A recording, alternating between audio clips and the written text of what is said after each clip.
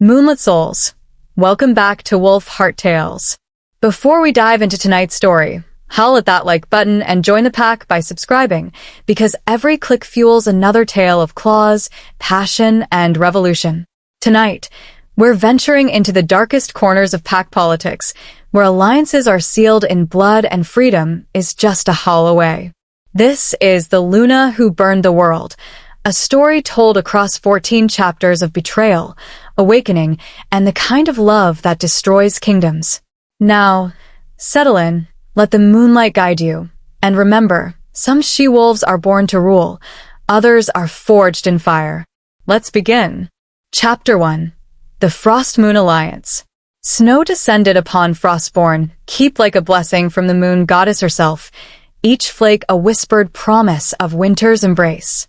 The ancient stronghold rose from the mountainside, its gray stone walls crowned with ice that glittered like diamonds under the pale afternoon sun.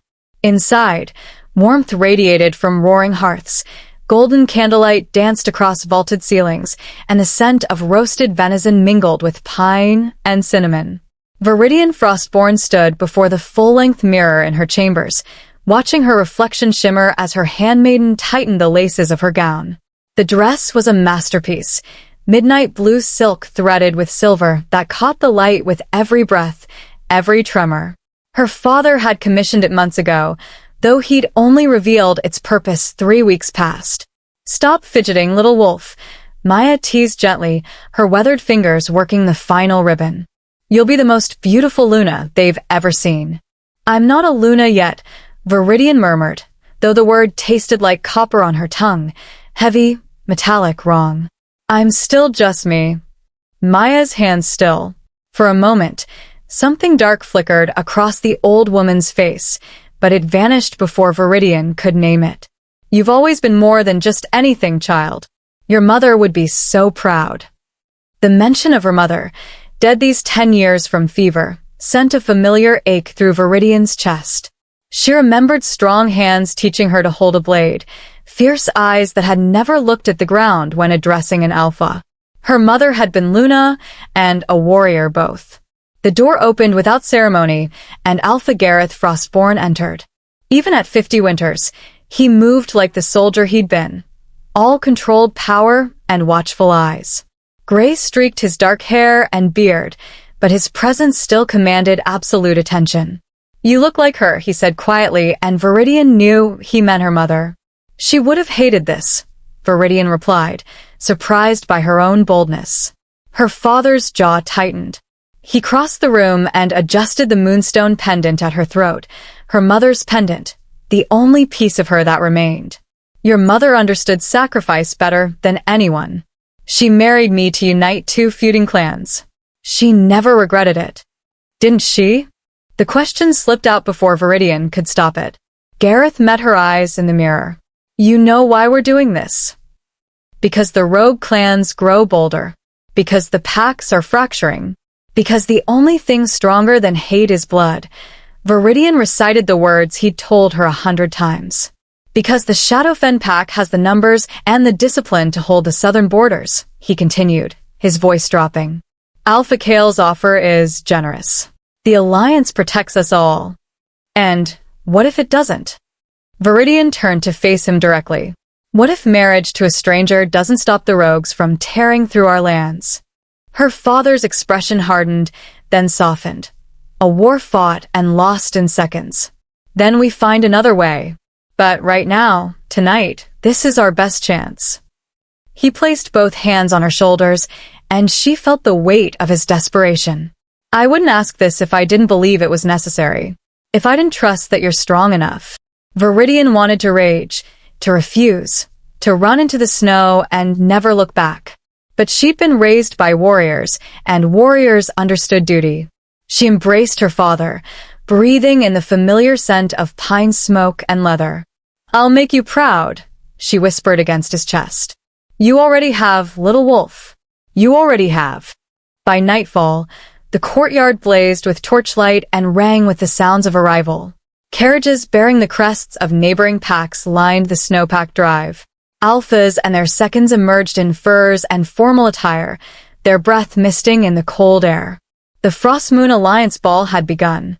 From her balcony, Viridian watched the gathering with a mixture of fascination and dread. She recognized most of the leaders. Alpha Ronin of the Ironwood Pack, his mate Lunacala with her sharp smile, Beta Finnick of the Riverbend territory, young and ambitious, Elder Stellan of the mountain.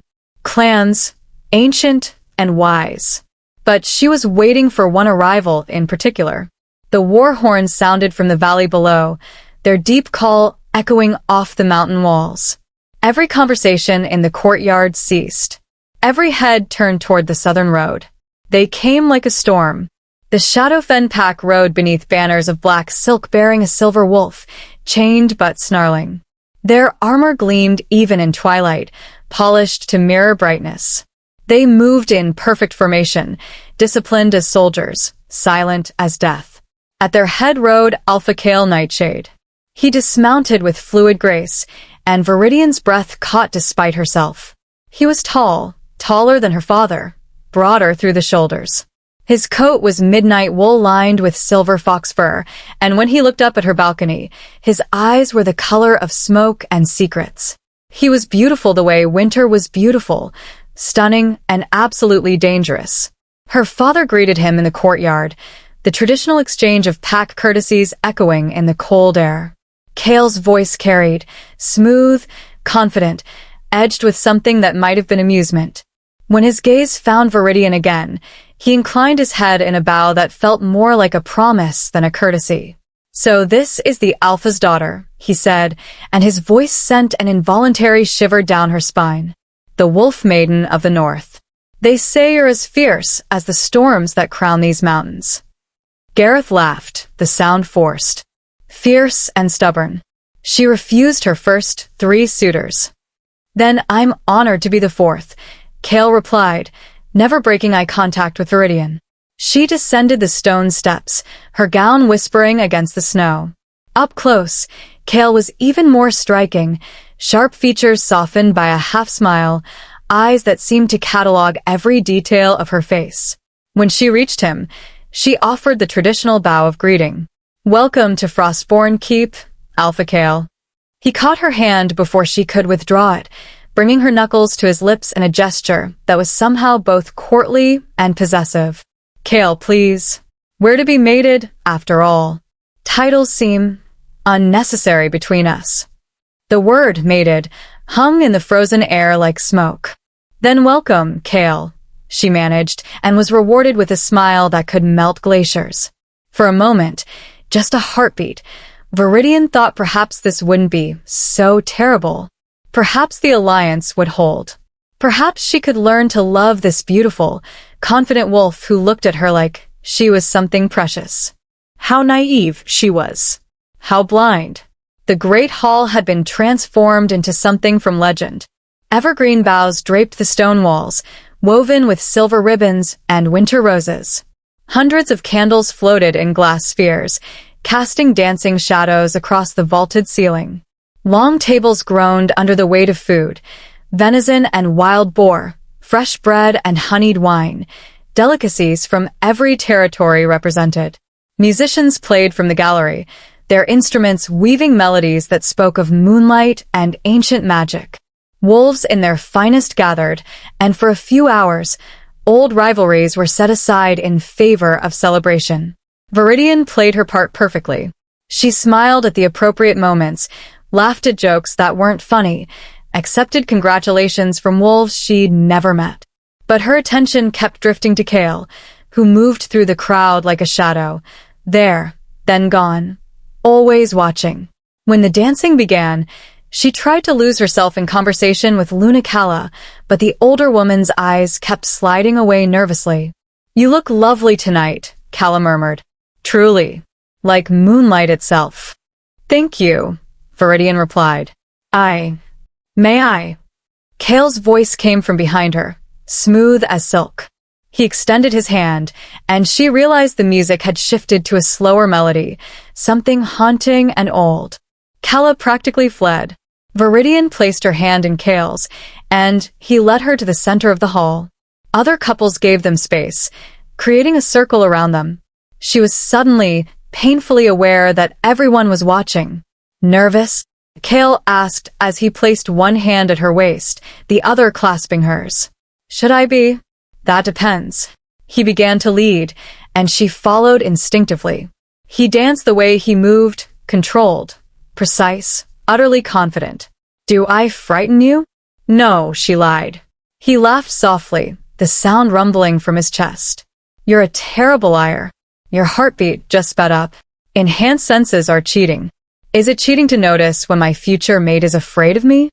His thumb traced small circles against her waist, and she fought the urge to pull away. I hope in time you'll see there's nothing to fear. And what should I see instead?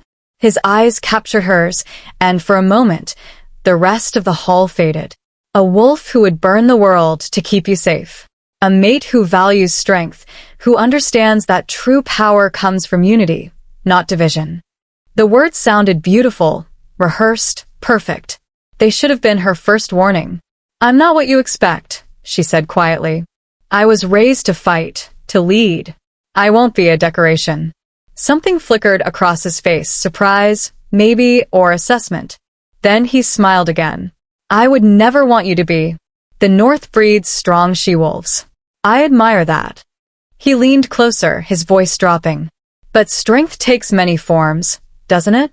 Sometimes it's knowing when to yield. The word yield settled in her stomach like a stone, but before she could respond, the music swelled to its crescendo, and he spun her in a final turn that left her breathless. The hall erupted in applause. Kale bowed, still holding her hand. Thank you for the dance, Viridian. I look forward to many more. As midnight approached, the festivities reached their peak. The elders emerged from the shadows, their ceremonial robes rustling, their faces solemn. The crowd quieted, sensing the shift from celebration to ritual. Two servants brought forth a silver tray bearing an ancient scroll bound in crimson silk, a ceremonial dagger etched with lunar runes, and a crystal bowl. Alpha Gareth stepped forward, his voice carrying through the hushed hall. Under the witness of the frost moon and by the ancient laws of our kind, we gather to seal the alliance between Frostborn and Shadowfen. Kale moved to stand beside Viridian, and she felt the weight of 100 eyes upon them. By blood we are bound, Gareth continued. By oath we are joined. May this union bring peace to our lands and strength to our packs. The elder offered the dagger first to Gareth, who drew it across his palm without flinching. Blood welled, dark and viscous, dripping into the crystal bowl. Then Kale took the blade, his cut swift and sure. When the elder turned to Viridian, her hand trembled slightly as she accepted the dagger. The blade was cold, ancient, hungry. She pressed it to her palm and drew it across her skin. The pain was sharp and immediate, but she didn't make a sound. Her blood joined theirs in the bowl, swirling together, impossible to separate. The elder lifted the bowl and poured the mingled blood onto the scroll, where it sank into the parchment like rain into earth. The crimson silk bindings began to glow with an eerie silver light, old magic, recognizing the oath. The bond is sealed, the elder intoned. 3 bloodlines joined in the sacred covenant. May the moon goddess bless this union. May she bless it, the crowd echoed. Kale took Viridian's bleeding hand in his thumb pressing against her wound in a gesture that felt more possessive than comforting. Together, he said, his voice pitched only for her. Together, she repeated, though the word felt like ash in her mouth. The hall erupted in cheers. Wine flowed freely. Musicians played victory songs. Her father's shoulders finally relaxed, the tension of months melting from his frame. But as Viridian looked down at her bleeding palm, now bound eternally to Kale nightshades, she felt the first whisper of something cold slide down her spine. Not fear, exactly. Foreboding. That night, after the guests had retired and the servants cleared the hall, Viridian stood alone on her balcony, watching the moon paint the snow-covered valley in shades of blue and silver. The moonstone pendant at her throat felt warm against her skin, almost alive. Somewhere in the guest wing, Kale was sleeping, or perhaps he was awake, thinking of her, planning their future. Tomorrow they would leave for Shadowfen, and her life as she knew it would end. "Are you watching, Mama?" she whispered to the night. "Am I doing the right thing?" The moon offered no answer, only its cold, eternal gaze. Behind her, the door to her chambers opened quietly. She turned, expecting Maya, but found her father instead. He looked older in the moonlight, worn thin by worry. "I wanted to make sure you're all right," he said. "I'm fine, Viridian." "I said I'm fine, Father." The sharpness in her voice surprised them both. He approached slowly, like one might approach a wounded wolf. "I know this isn't what you wanted, but Kale seems like a good wolf. Strong. Honorable. He seems perfect," Viridian agreed, the words hollow. Gareth studied her face. "What is it? What's wrong?" She wanted to tell him about the cold feeling in her gut, the way Kale's perfect words felt rehearsed, the frightened look in Luna Kala's eyes. But she had nothing concrete, only instinct. "Nothing," she finally said. "Just nervous." He pulled her into an embrace, and she breathed in his familiar scent, trying to memorize it. "You can always come home," he whispered fiercely. "No matter what happens, you'll always have a place here. Remember that." "I know." But even as she said it, some part of her wondered if it was true. If, once she left Frostborn Keep tomorrow, she would never truly be able to return. The moon watched them both, silent as always, bearing witness to oaths and lies and the terrible things done in the name of peace. The first chains are always invisible. They look like love, like duty, like choice. It's only later, when you try to run, that you feel their weight. Chapter 2. The Shadow Throne. Dawn broke cold and gray over Frostborn Keep, the sun barely penetrating the thick clouds that had rolled in overnight. Viridian woke to the sound of servants packing her belongings, dresses she'd never chosen, jewelry that felt like shackles, books she'd never have time to read. Everything she owned was being cataloged, wrapped, prepared for transport to a place she'd never seen. Her new home. The thought sat in her chest like ice. Maya entered carrying a traveling dress of deep burgundy wool, practical yet elegant.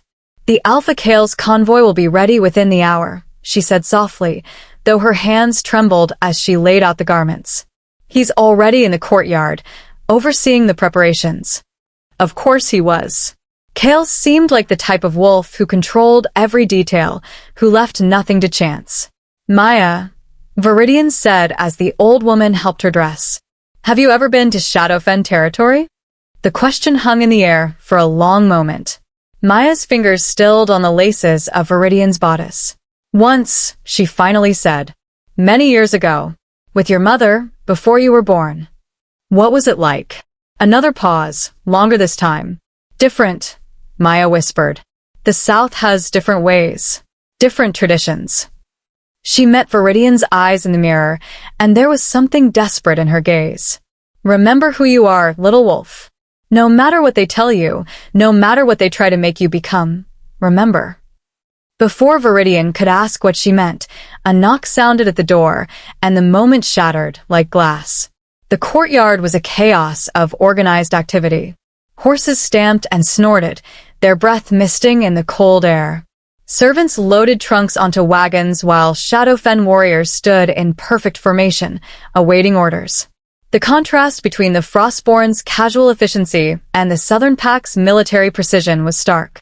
Kale stood at the center of it all, dressed in traveling leathers and a long black coat, directing the operation with minimal words and maximum effect. When he saw Viridian descending the steps, he smiled and crossed to her immediately. "Good morning," he said, taking her hand and brushing his lips across her knuckles. The gesture was becoming familiar, too familiar. "I hope you slept well." "Well enough," she lied.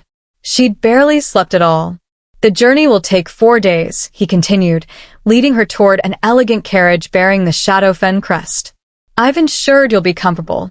We'll stop at inns along the way, nothing too rustic." "I'm from the north," Viridian said with a slight smile. "I'm not afraid of rustic." Something flickered across his face, amusement or irritation. She couldn't tell. "Nevertheless, my mate deserves the best." There was that word again, mate. He used it constantly like a brand he was determined to burn into her skin. Her father appeared then, flanked by his beta and several of the pack's senior warriors. His face was carefully neutral, but Viridian could see the tightness around his eyes, the way his hands clenched and unclenched at his sides. "Alpha Kale," Gareth said formally. "I trust you'll take good care of my daughter." As if she were the moon goddess herself, Kale replied smoothly. "You have my word."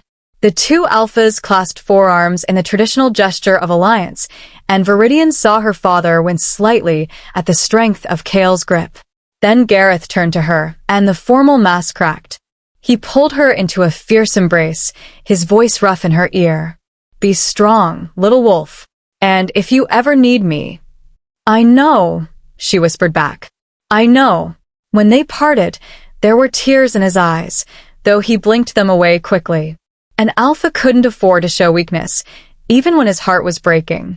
Especially then. Kale helped her into the carriage with practiced courtesy, then settled beside her. Through the window, she watched Frostborn keep grow smaller as they rolled down the mountain road. The gray stone walls, the towers crowned with ice, the home that had shaped every part of who she was. She watched until it disappeared around a bend in the road, swallowed by pine forest and morning mist. Only then did she realize she was crying. "It's natural to feel grief," Kale said beside her, his voice surprisingly gentle. "You're leaving everything you know. But in time, Shadowfen will feel like home. I promise you that." Viridian wiped her eyes and forced herself to meet his gaze. "Tell me about it." "About Shadowfen." He shifted slightly, clearly pleased by the question. "It's beautiful in its own way. Not like the north. We don't have your mountains or snow. The land is flatter, warmer. Rolling hills and oak forests, rivers that run year-round. The citadel itself is ancient, built by my great-grandfather. Black stone quarried from the southern cliffs. And the pack. Strong. Disciplined. We number over 300 wolves, the largest pack south of the Spine Mountains." There was pride in his voice now, the kind of pride that bordered on arrogance. "We've never lost a territorial dispute. Never surrendered. The other southern packs know better than to challenge us." "And the she-wolves?" Viridian asked carefully. "Do they fight alongside the males?" Kale's expression shifted almost imperceptibly. "We have different traditions than the north. The she-wolves of Shadowfen serve in other capacities. Equally important, just different." "What capacities?" He reached over and took her hand, his thumb rubbing circles against her palm in a gesture that should have been comforting but felt like a warning. "You'll see. And you'll understand. The South believes in order, Viridian. In structure. Everyone has their place, their role. It's what makes us strong." She wanted to press further, but something in his tone suggested the conversation was over. So she turned back to the window and watched the landscape change as they traveled south. They stopped that first night at a well-appointed inn, where the proprietor nearly fell over himself bowing to Alpha Kale. Viridian was given the finest room, a fire already roaring in the hearth, fresh linens on the bed. Kale kissed her forehead at the door and retired to his own chambers, ever the gentleman. But that night, Viridian couldn't sleep. She kept thinking about Maya's words, "Remember who you are." Why would she need reminding? The second day brought warmer weather. The pine forests gave way to oak and birch, and the snow disappeared entirely. By afternoon, they'd crossed into Shadowfen territory proper, and Viridian noticed the change immediately. Every village they passed was immaculate. Houses in perfect repair, roads free of debris, not a scrap of garbage or a stray animal in sight. The people who watched them pass stood in orderly lines, heads bowed, absolutely silent. "They're showing respect," Kale explained when he caught her staring. "To their alpha and his new Luna." But it didn't feel like respect. It felt like fear. That evening at dinner, Viridian noticed something else. The inn where they stopped was larger, more prosperous than the first. The common room buzzed with activity, but only male wolves sat at the tables. She watched for nearly an hour and didn't see a single she-wolf except the servants, who moved like ghosts, eyes down, silent. "Where are the women?" she finally asked Kale. He glanced up from his meal. The she-wolves dine separately. It's more comfortable for everyone. Comfortable for whom? His eyes sharpened slightly. For everyone, he repeated, his tone making it clear this wasn't up for debate. You'll understand our ways soon enough, Viridian. I know they seem strange now, but there's wisdom in tradition. She wanted to argue, but the weight of his gaze, and the fact that every wolf in the room was suddenly listening, made her swallow her words. That night, she barely touched her food. On the third day, they crossed the river shade, and the land opened up into gentle hills covered in tall grass. In the distance, Viridian could see smoke rising from what Kale said was the citadel, though it was still a day's ride away. But that afternoon, something happened that chilled her blood. They passed through a small village where a crowd had gathered in the square. Kale ordered the convoy to stop, curious about the commotion.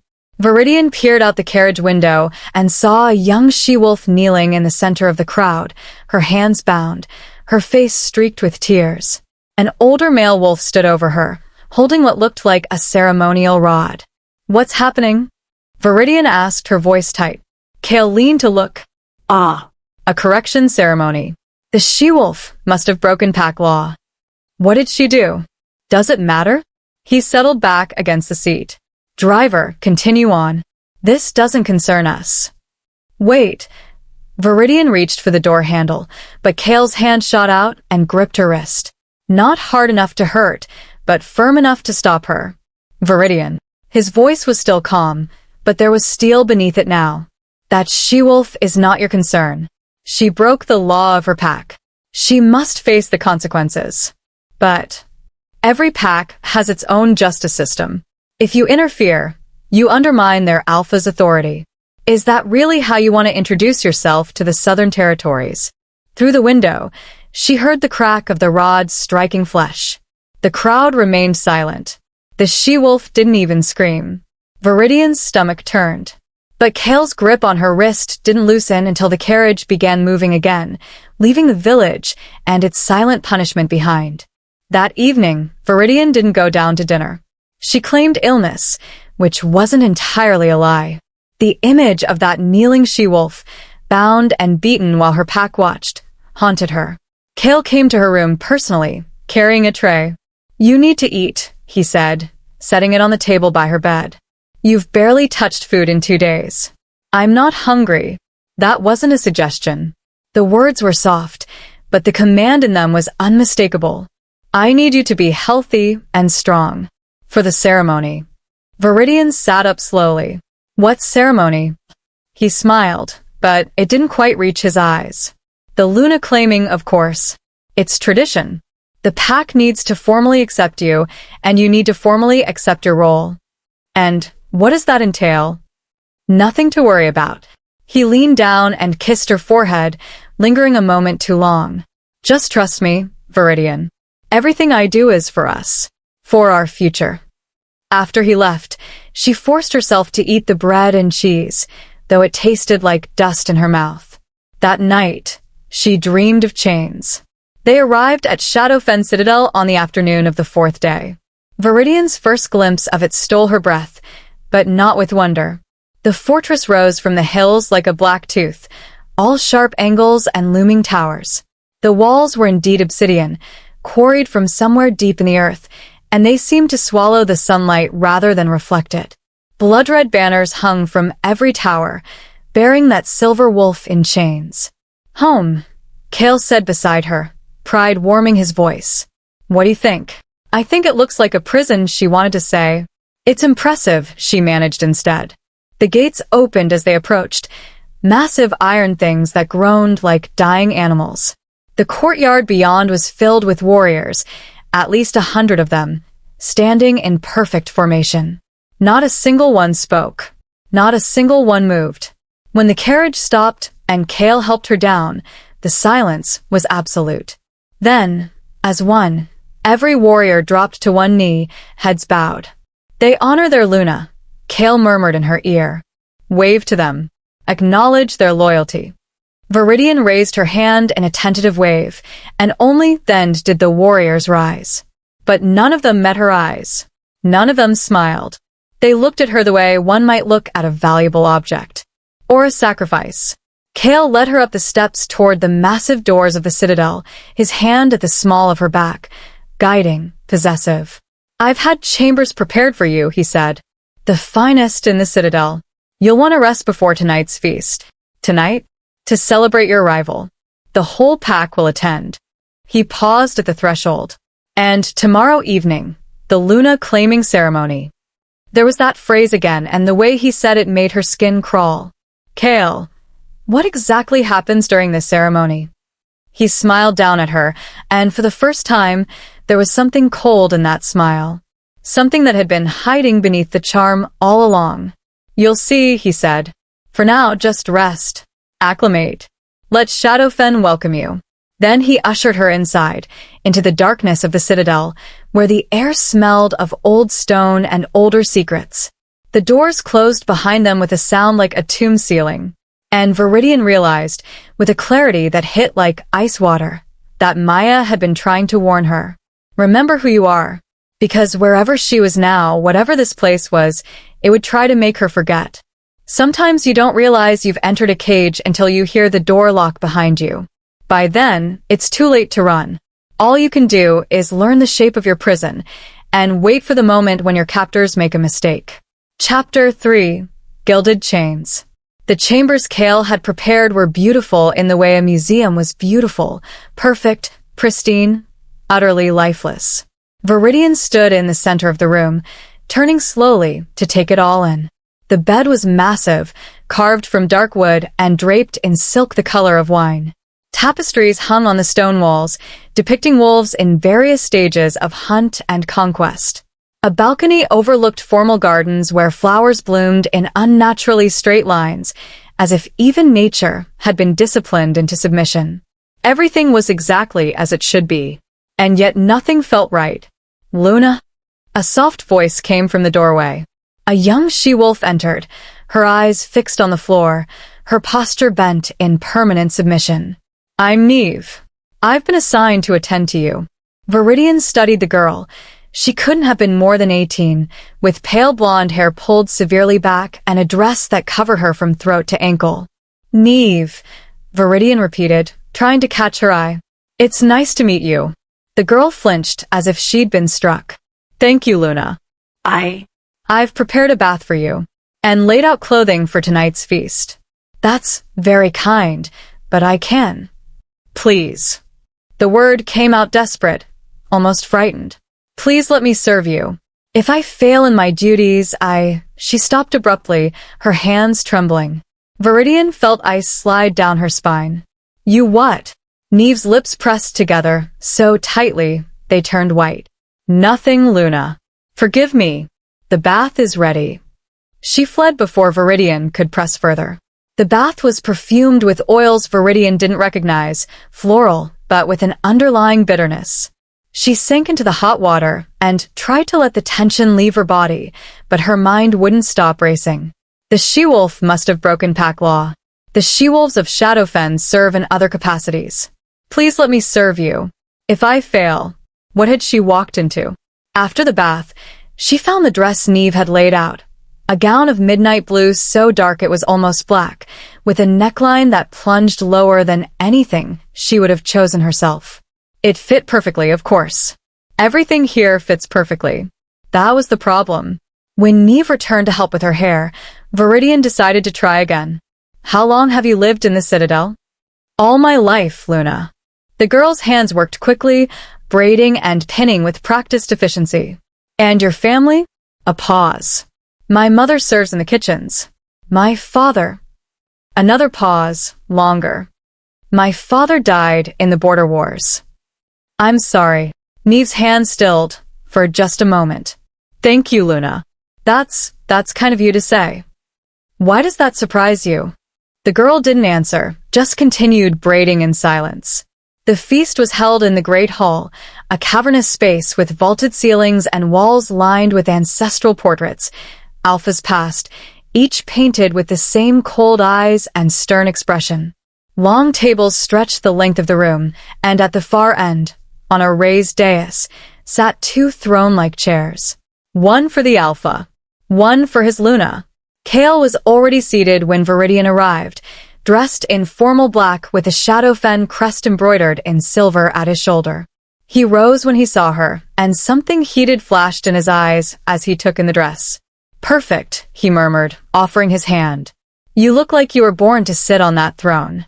He led her to the dais, and Viridian realized with a start that the entire pack was already assembled, hundreds of wolves filling the tables, and every single one of them stood as she passed. The males watched her with expressions ranging from curiosity to hunger. But it was the females that made her breath catch. They lined the walls like shadows, standing while the males sat, their eyes downcast, their hands folded. Not a single one wore colors, only grays and blacks and muted browns. Not a single one smiled, and not a single one sat at the tables. "Kale," Viridian whispered as he seated her. "Where do the she-wolves eat?" "They'll dine after we're finished," he replied easily, settling into his throne. "It's tradition. The warriors and hunters eat first, then the rest of the pack." But he placed his hand over hers on the armrest, his grip just slightly too tight. "Tonight is about celebration, my dear. Let's not worry about logistics." A servant appeared, another she-wolf, gray-haired and bent, carrying a silver pitcher. She moved to pour Kale's wine first, and Viridian noticed the way her hands shook, the way she kept her eyes fixed firmly on the ground. When the woman moved to pour Viridian's wine, Viridian smiled at her. "Thank you." The pitcher slipped. Wine splashed across the white tablecloth, deep red spreading like blood. The servant gasped, dropping to her knees immediately. "Forgive me, Alpha. Please, Silence. Kale's voice cut through the hall like a blade. The entire room went still. "You dare spill wine on Luna's table?" "It was an accident," Viridian interjected quickly. "It's fine, really." "It's not fine." Kale rose from his throne, and every wolf in the hall seemed to hold their breath. "Clumsiness shows disrespect. Disrespect cannot be tolerated." Two guards materialized from nowhere, hauling the servant to her feet. The woman was crying now, silent tears streaming down her weathered face. "Take her to the correction chambers," Kale ordered. 20 lashes should remind her of her place. "No!" Viridian stood abruptly. "Kale, please, it was just wine." "She didn't mean." He turned to her, and for a heartbeat, his mask slipped. She saw the alpha beneath, cold, absolute, unyielding. Then he smiled, and the warmth returned, false as paint.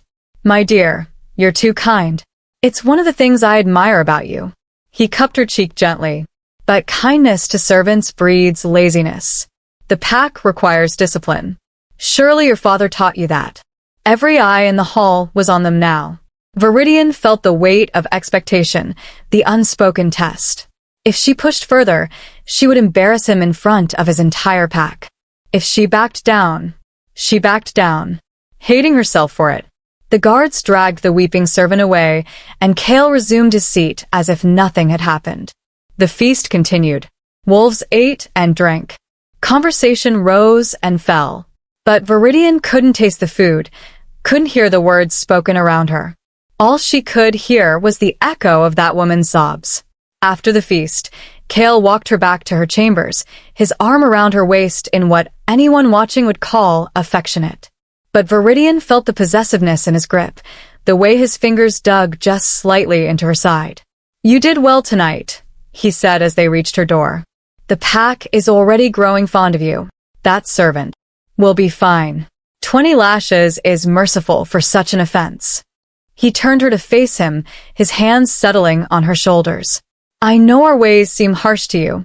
The North is softer. But the South understands that strength comes from order. Chaos is our enemy, Viridian. Without discipline, packs fall apart." "And where do I fit in this order?" she asked quietly. He smiled. "You're my Luna. You'll stand beside me, support me, bear my children. You'll be revered, protected, cherished." His hands slid down her arms. "All I ask in return is loyalty, obedience, trust." The words sounded reasonable. They sounded like love, even. But they tasted like poison. "The ceremony tomorrow night," she said, changing the subject. You still haven't told me what it involves. Something flickered across his face. Too quick to name. It's a sacred rite. Every Luna of Shadowfen has undergone it. You'll kneel before the pack, accept your role, and in return, they'll accept you. It binds us all together. Kneel. A formality. A symbol. He kissed her forehead. Nothing to fear. I'll be right there with you. Then why did it sound like a threat? After he left, Viridian paced her chambers like a caged wolf. She moved to the balcony, desperate for fresh air, and looked out over the gardens. In the moonlight, she could see figures moving, the she-wolves from the feast, finally being allowed to eat, hunched over their plates in silence. Below, in a courtyard she hadn't noticed before, she saw guards leading someone in chains. The prisoner stumbled, and the moonlight caught her face for just a moment. The servant from dinner. Viridian's hands clenched on the balcony railing. She wanted to scream, to run down there and demand they release the woman. But she was trapped by her own ignorance, by the web of tradition and order that seemed to justify every cruelty. Remember who you are. But how could she, when she didn't even understand where she was? Sleep didn't come easily that night. When it finally did, Viridian dreamed of wolves in chains, of women with their mouths sewn shut, of a moon that watched and did nothing. She woke before dawn, her heart pounding, her skin damp with sweat. For a disoriented moment, she didn't know where she was. Then she saw the tapestries, the dark wood, the cage disguised as luxury. Shadowfen, her new home, her prison. A soft knock at the door made her jump. Luna? Neve's voice, timid as always. May I enter? Yes. The girl slipped inside, carrying a breakfast tray. But when she set it down, Viridian noticed her hands were shaking worse than usual. And there, just visible beneath the sleeve of her dress, were bruises. Fresh ones. Neve, Viridian said carefully. What happened to your arm? The girl's eyes went wide with panic. Nothing, Luna. I bumped into a door. Let me see. Please, I can't. Neve. Viridian gentled her voice. I'm not going to hurt you. Just let me see. Slowly, with hands that trembled like leaves, Neve rolled up her sleeve. The bruises weren't from any door. They were finger-shaped, deep purple and yellow, wrapped around her thin arm like a shackle. Who did this to you? Neve's eyes filled with tears. I spoke without permission, she whispered. During the feast. I asked another servant for more bread, and one of the guards heard me. He said I was disrupting the order. He said I needed to learn silence. Rage, white-hot and consuming, flooded through Viridian. That's insane. You were asking for bread. Please, Luna. Neve grabbed her hand desperately. Please don't tell the Alpha. If he knows I showed you, if he thinks I'm trying to turn you against him, they'll... She couldn't finish the sentence, just shook her head frantically. They'll what? Send me below. Below where? Neve's face went pale as death. The silence chambers. Where they send she-wolves who can't learn their place. Please, Luna. I'm begging you. Just forget you saw this. I'll be more careful. A sharp knock interrupted them. Both women froze. Viridian? Kale's voice, smooth as silk. May I come in? Neve's eyes went huge with terror. She yanked her sleeve down and stumbled backward, mouthing a single word. Please. Viridian took a steadying breath. Of course. Kale entered, impeccably dressed as always, his smile warm. Good morning, my dear. I wanted to check on you before. His eyes landed on Neve, who had dropped into a deep curtsy, her entire body shaking. Neve, you're dismissed. Yes, Alpha. The girl practically ran from the room. Kale watched her go, then turned to Viridian. Nervous creature, but loyal. That's what matters. He crossed to her, taking her hands. How did you sleep? Fine, she lied. His thumbs traced circles against her palms. Liar. You have shadows under your eyes. His smile turned teasing. Nervous about tonight? Should I be? Only if you don't trust me. He pulled her close, and she forced herself not to stiffen. The Luna claiming is sacred, Viridian. It's been performed the same way for 3 centuries. Every Luna of Shadowfen has undergone it, and every one emerged stronger for it. And if I refuse? The question hung in the air like poison. Kale's expression didn't change, but something shifted in his eyes, something cold and ancient and utterly merciless. Why would you refuse? We're mated, bound by blood oath. The ceremony is just a formality, a way for the pack to welcome you. Then it shouldn't matter if I... It matters. His grip on her hands tightened just slightly. It matters because our alliance depends on it. Your father's pack depends on it. Or have you forgotten the rogues massing at the northern borders? The ones who would tear through Frostborn keep like paper if Shadowfen withdrew its support. There it was. The threat beneath the charm. I haven't forgotten, Viridian said quietly. Good. He released her hands and stepped back, the warm smile returning. Then tonight, you'll kneel before the pack, accept your role as Luna, and we'll all move forward together. United. Strong. He kissed her forehead. I have faith in you, my dear. Don't disappoint me. After he left, Viridian stood frozen in the center of her beautiful cage, her mind racing. She thought of the servant being whipped for spilling wine, of Neve's bruised arm and terrified eyes, of the women standing silent along the walls while the men feasted, of the silence chambers where she-wolves who spoke too much were sent to forget themselves. And she realized, with horrible clarity, what the Luna claiming ceremony would be. Not a welcome. A break. That afternoon, Viridian did something dangerous. She left her chambers. She told herself she was just exploring, learning the layout of her new home. But in truth, she was searching. For what? She didn't know yet. Answers. Escape routes. Anything that might help her understand the nightmare she'd stumbled into.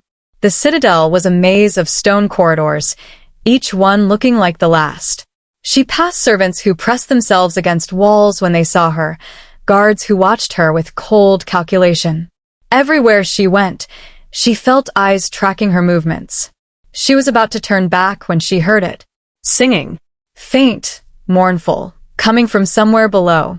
Viridian followed the sound down a narrow staircase she probably wasn't supposed to know about. The air grew colder as she descended, damp and heavy. The singing grew louder. Multiple voices, wordless, haunting. At the bottom of the stairs, she found a locked door. Through the small barred window, she could see them. Dozens of she-wolves in a large chamber, dressed in gray rags, scrubbing the floor in synchronized movements. Their hair was shorn short. Their eyes were empty. And they sang, or rather, they hummed, because it seemed they'd forgotten the words. The silence chambers. Viridian's hand flew to her mouth to stifle her gasp. You shouldn't be here, Luna. She spun around to find an older woman standing in the shadows, gray-haired, bent with age, but with eyes that burned with fierce intelligence. Who are you? Viridian whispered. Someone who remembers. The woman stepped closer. My name is Maya. Yes, like your servant in the north. Some names have power. She glanced at the locked door. What you see in there are the forgotten. She-wolves who questioned, who fought, who refused to submit. So they were sent below until they forgot how to be anything but obedient. This is monstrous. This is Shadowfen. Maya's expression hardened. And tonight, at the Luna claiming, you'll be given a choice. Submit to their ways, accept your chains willingly, or... She nodded toward the door. Join them. No. The word came out fierce, certain. I won't kneel. Then you'll die. Or wish you had. Maya moved closer, her voice dropping to barely a whisper. But there is a third option. A harder one.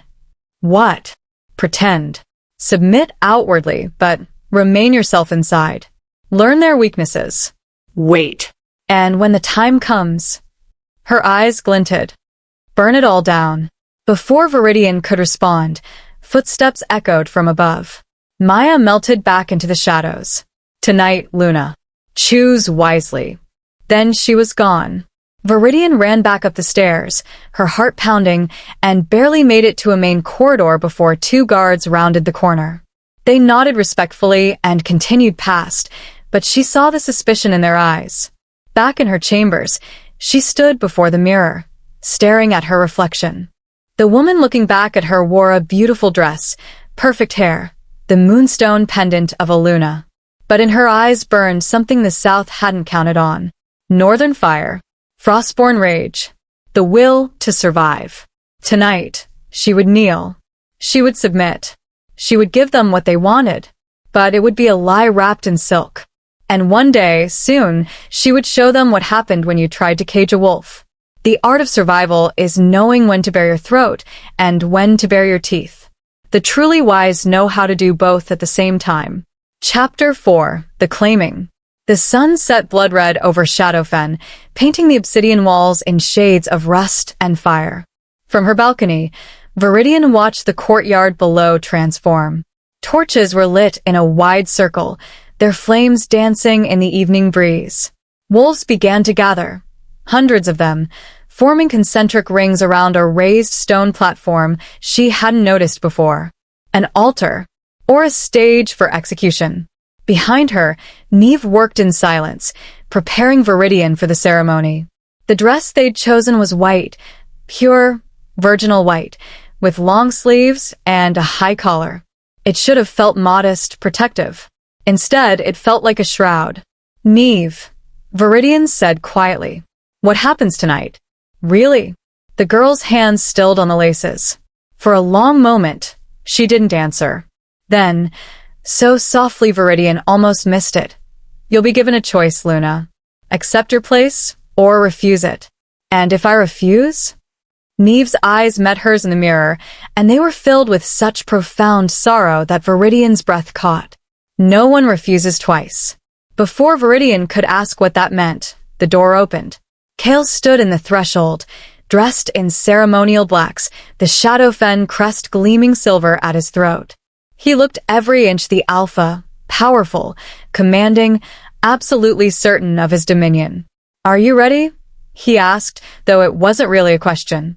As I'll ever be, Viridian replied, proud that her voice didn't shake. He crossed the room and dismissed Neve with a gesture. The girl fled gratefully. Then Kale took Viridian's hands, his expression unreadable. I want you to understand something before we go down there. Everything that happens tonight, every word, every action is necessary. Not just for the pack, but for us. For our future together. Kale. The South has kept peace for 300 years because we understand order. Because we know that true strength comes from unity, and unity requires hierarchy. The alpha leads. Luna supports. The pack follows. It's not cruelty, Viridian. It's survival. She wanted to scream at him, to tell him that what she'd seen in the silence chambers had nothing to do with survival and everything to do with control. But she remembered Maya's words. Pretend. Submit outwardly. Wait. So instead, she squeezed his hands and lied. I understand. Relief flooded his face. Good. Then trust me. No matter what you see, no matter what you hear, remember that I'm doing this because I love you. The word love from his mouth sounded like a curse. The courtyard was packed with wolves when they emerged from the citadel.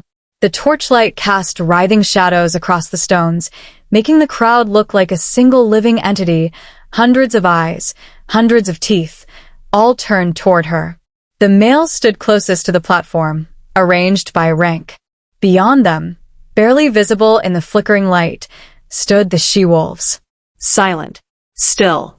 A wall of gray and brown dresses, of bowed heads and empty expressions. Kale led Viridian through the crowd, his hand at the small of her back. Wolves parted before them like water, dropping to one knee as they passed. The air hummed with tension, anticipation, something dark that made her skin crawl. When they reached the platform, Viridian saw what waited there. A simple wooden post, waist-high, stained dark with something she desperately hoped wasn't blood. Beside it, laid out on a silk cloth, were three objects, a silver collar etched with runes she couldn't read, a ceremonial dagger, and a whip. The whip's leather was worn smooth from use, its handle wrapped in silver wire. Along its length, tiny symbols had been carved, the same runes as the collar. Viridian's blood turned to ice. An elderly male stepped forward, dressed in elaborate robes. His voice carried across the courtyard with surprising strength.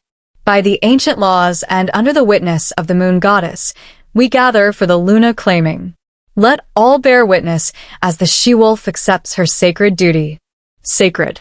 They kept using that word to justify horror. The elder turned to Kale. Alpha of Shadowfen. Do you claim this female as your Luna? I do. Kale's voice rang out clear and certain. Before the moon and before my pack, I claim Viridian of Frostborn as my Luna, my mate, my chosen one. And will you guide her in the ways of our people? Will you teach her obedience through discipline, submission through strength? I will. The elder nodded, then turned to Viridian. His eyes were cold, calculating.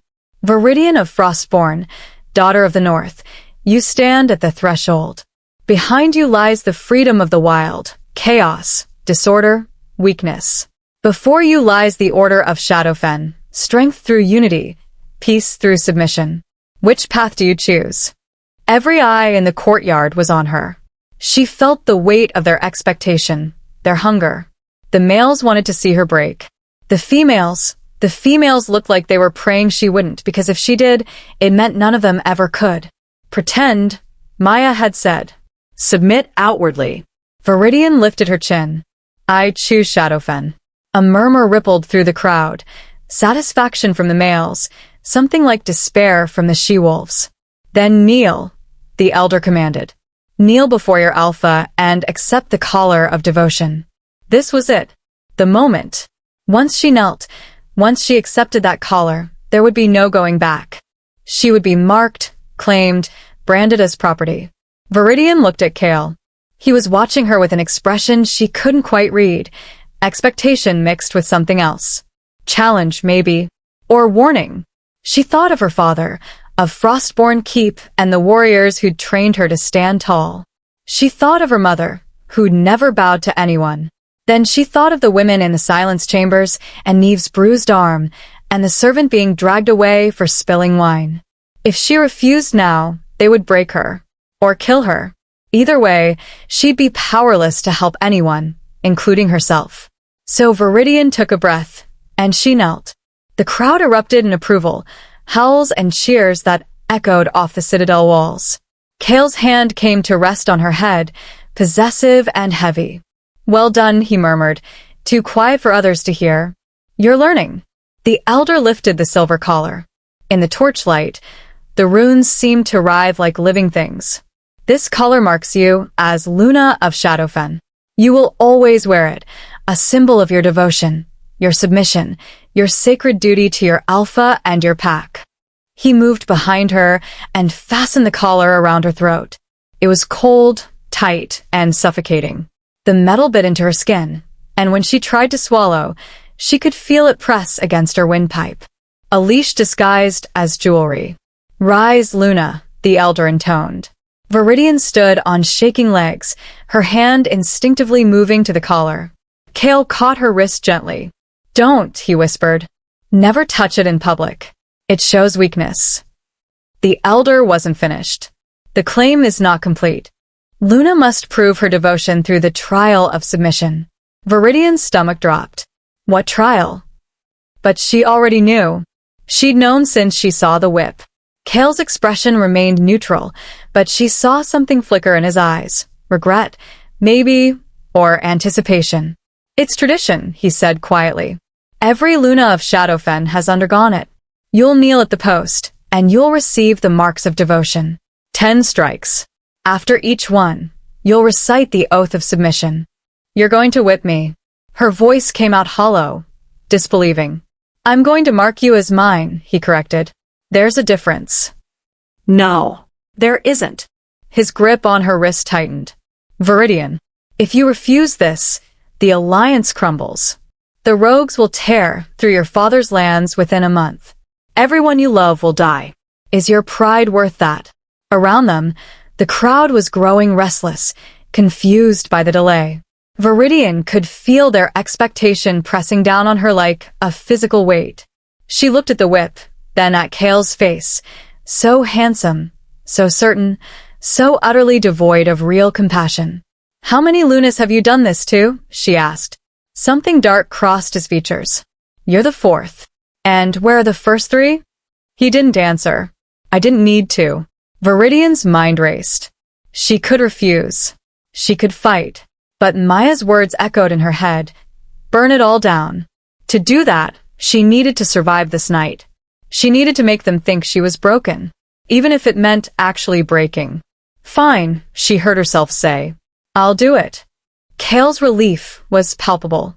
"You won't regret this. I promise." "I already do," she thought. 2 guards stepped forward and led her to the post. They positioned her hands on either side of it, binding her wrists with silk rope, soft enough not to leave marks, strong enough that she couldn't pull free. The white dress hung loose down her back. Exposed. Vulnerable. Kale picked up the whip. He tested its weight, then turned to the crowd. "My Luna has chosen devotion. Let all witness her strength." The first strike came, without warning. Pain exploded across Viridian's back, white-hot and blinding. She bit down on her scream, swallowing it, refusing to give them the satisfaction. Blood welled where the whip had torn through fabric and skin. "Recite the oath," the elder commanded. Viridian's vision swam.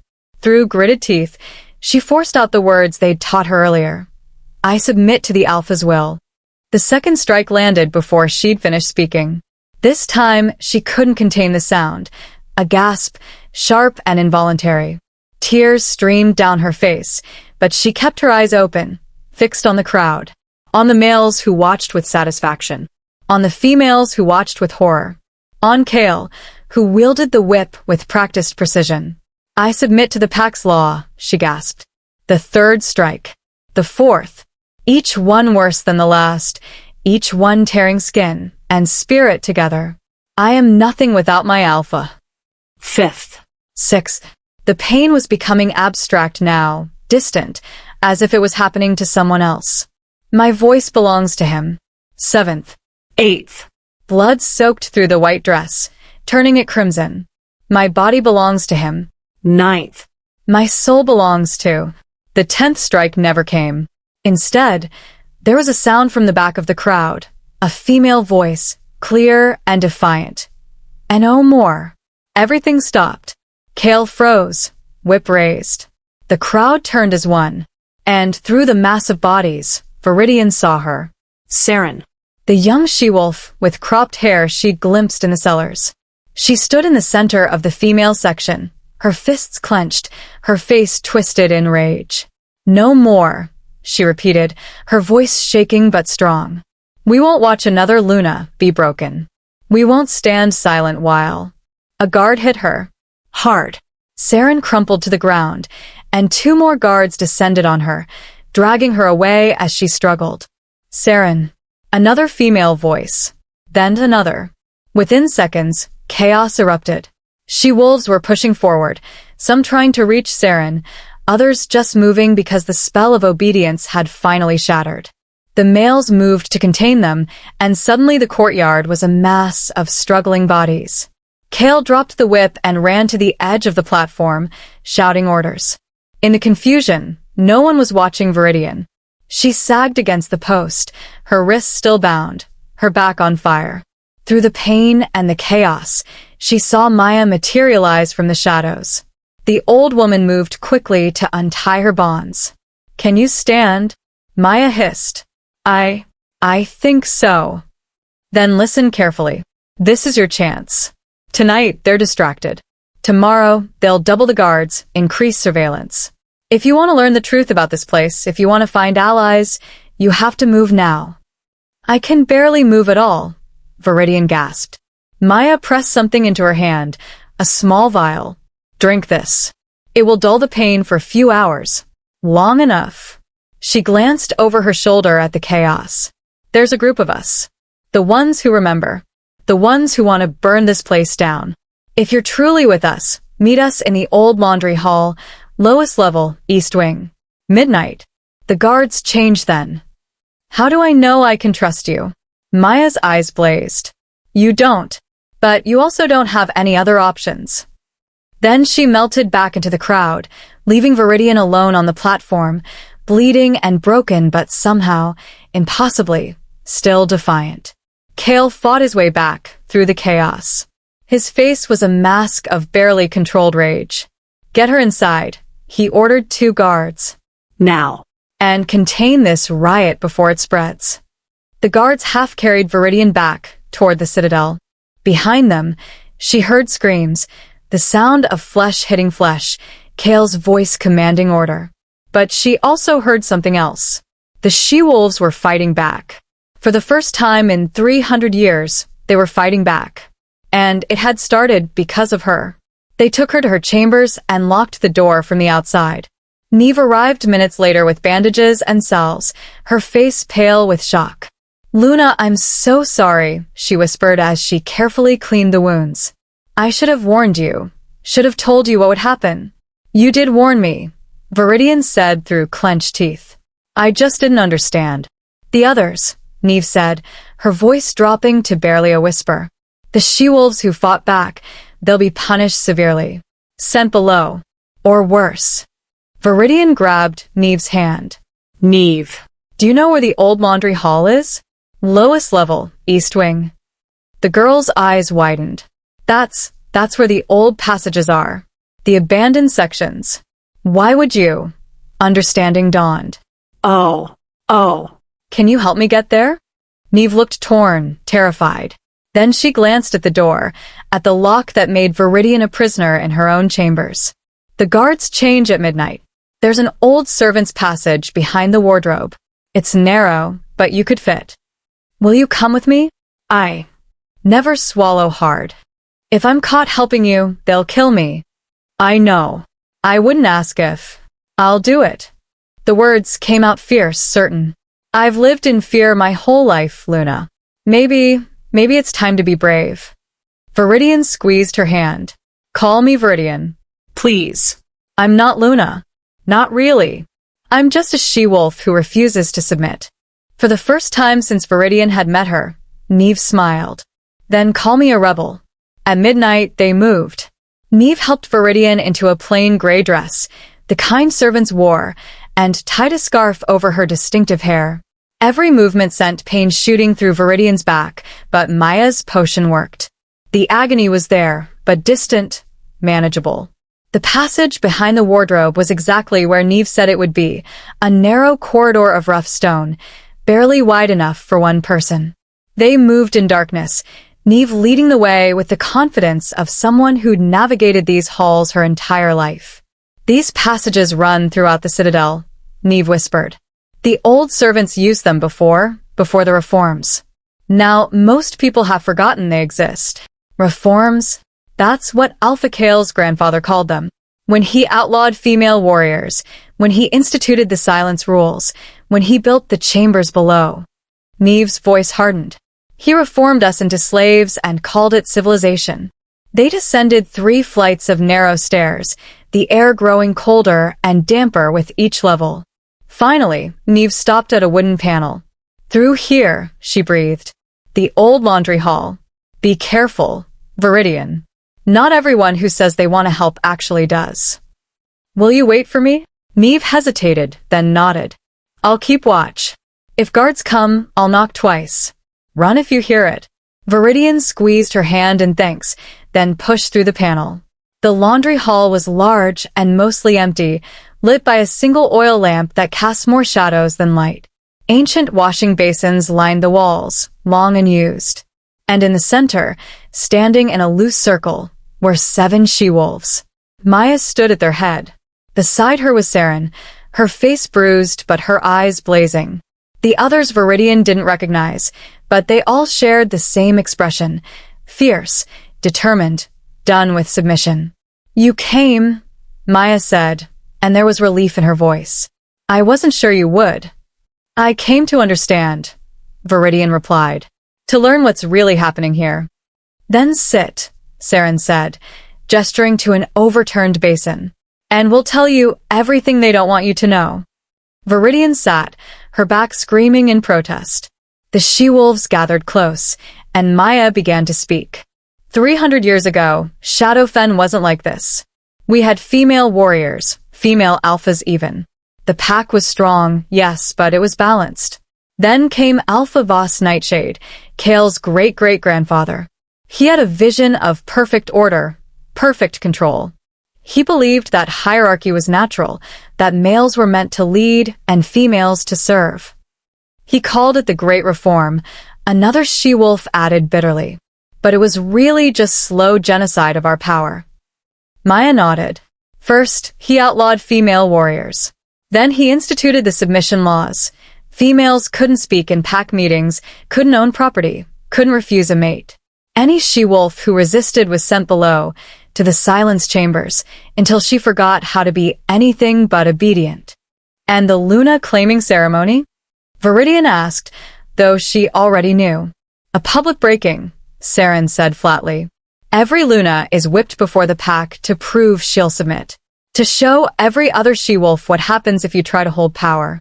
You're the fourth Luna Kale has claimed. The first three. She trailed off. What happened to them? Silence. Then Maya spoke, her voice heavy with old grief. The first refused to kneel. They found her hanging in her chambers the next morning. They called it shame. We know it was murder.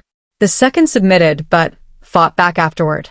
She lasted 3 months before she fell from a tower. The third. Maya's voice broke. The third was my daughter. She survived 2 years. Then she tried to escape. They caught her at the border and dragged her back. Kale made an example of her. 50 lashes in the courtyard. She died on the 3rd day from infection. Viridian felt sick. Why didn't anyone stop him? How? Saren demanded. The males outnumber us. They're stronger. They're trained. Any she-wolf who resists is sent below or killed. We've tried, Viridian. By the goddess, we've tried. But we're scattered, frightened, powerless. Not powerless, Viridian said quietly. Tonight, you fought back. I saw it. The she-wolves in the courtyard, they rose up. And now 6 of them are in the silence chambers, Maya said. 2 are dead. The guards killed them in the chaos. This is what happens when we fight openly. Then we don't fight openly, Viridian said, and something was crystallizing in her mind. A plan, dangerous and desperate and possibly brilliant. We fight the way wolves are meant to fight. From the shadows. With cunning instead of strength. The she-wolves leaned forward, hungry for hope. Kale has power because the pack believes in his order. Viridian continued, her voice growing stronger. But what if we undermine that order? Small things at first. Disruptions. Sabotage. Make the males question whether their perfect system is as strong as they think. And then what? Saren asked. Even if we shake their confidence, we can't win in open combat. No, Viridian agreed. But we can make them fracture.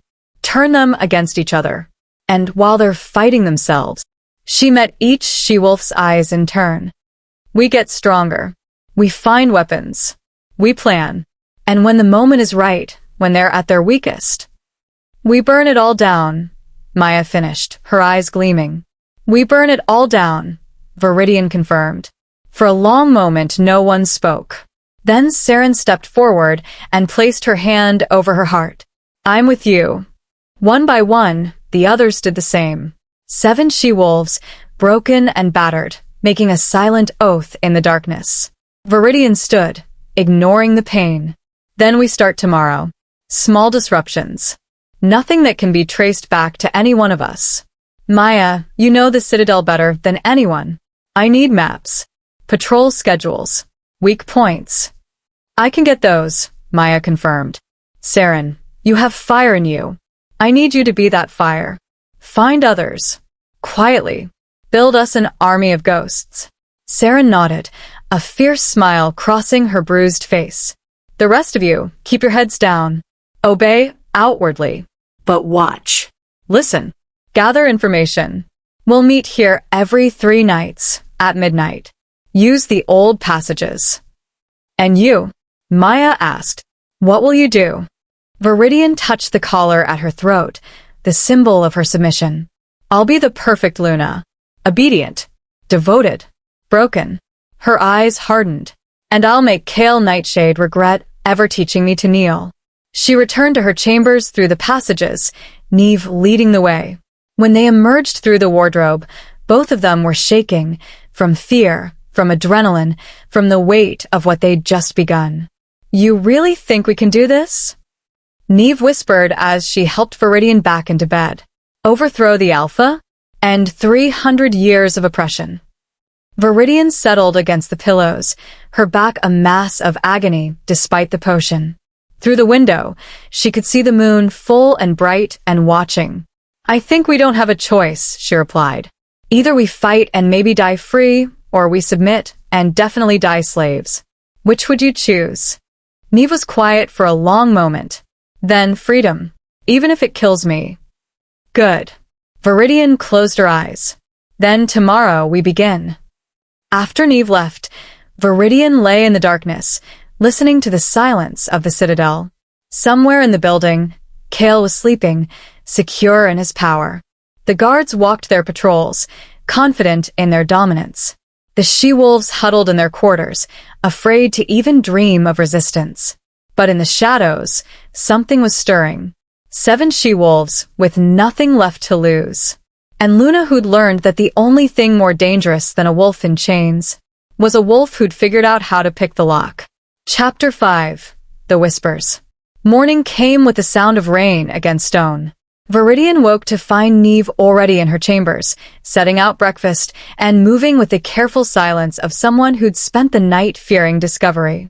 Their eyes met for just a heartbeat, a shared secret, a silent acknowledgement of the rebellion born in darkness. Then Neve dropped her gaze and became the perfect servant once more. The Alpha requests your presence at breakfast, Luna, she said, her voice carefully neutral. He asks that you wear the blue dress. The one with the high collar. To hide the wounds. To maintain the illusion of perfection. Of course, Viridian replied, matching her tone. Help me dress. The simple act of raising her arms sent lightning through her back. Neve's hands were gentle as she applied fresh salve to the torn skin, but even gentleness couldn't erase the damage. 10 strikes. 10 lines of fire carved into her flesh. 10 reminders of what Kale thought power looked like. The blue dress did indeed hide everything, high-necked, long-sleeved, the fabric thick enough to conceal bloodstains. When Neve finished with her hair, piling it high and elegant, Viridian looked in the mirror and saw exactly what Kale wanted to see. A Luna. Subdued. Claimed. Perfect. The woman looking back at her was a lie. She was getting good at those. Kale waited in the private dining room, sunlight streaming through tall windows despite the rain. He rose when she entered, his smile warm, and came to take her hands. His eyes searched her face with what might have been genuine concern. How are you feeling? He asked softly. Sore, she admitted. No point in lying about the obvious. But I'll survive. Of course you will. You're stronger than you know. He led her to the table, pulling out her chair with courtly grace. I'm proud of you, Viridian. Last night was difficult, I know. But you honored our traditions. The pack respects you now. Respect. That was an interesting word for fear. What happened to the she-wolves who fought back? Viridian asked, keeping her voice carefully neutral as she accepted a cup of tea. The ones who disrupted the ceremony. Kale's expression darkened slightly. They're being corrected. A few days in the silence chambers should remind them of proper behavior. He said it so casually, as if he was discussing the weather. It's unfortunate that it came to that. I'd hoped your claim would inspire devotion, not rebellion. Maybe they were already on the edge, Viridian suggested carefully. Maybe it had nothing to do with me. Perhaps. He studied her over his cup.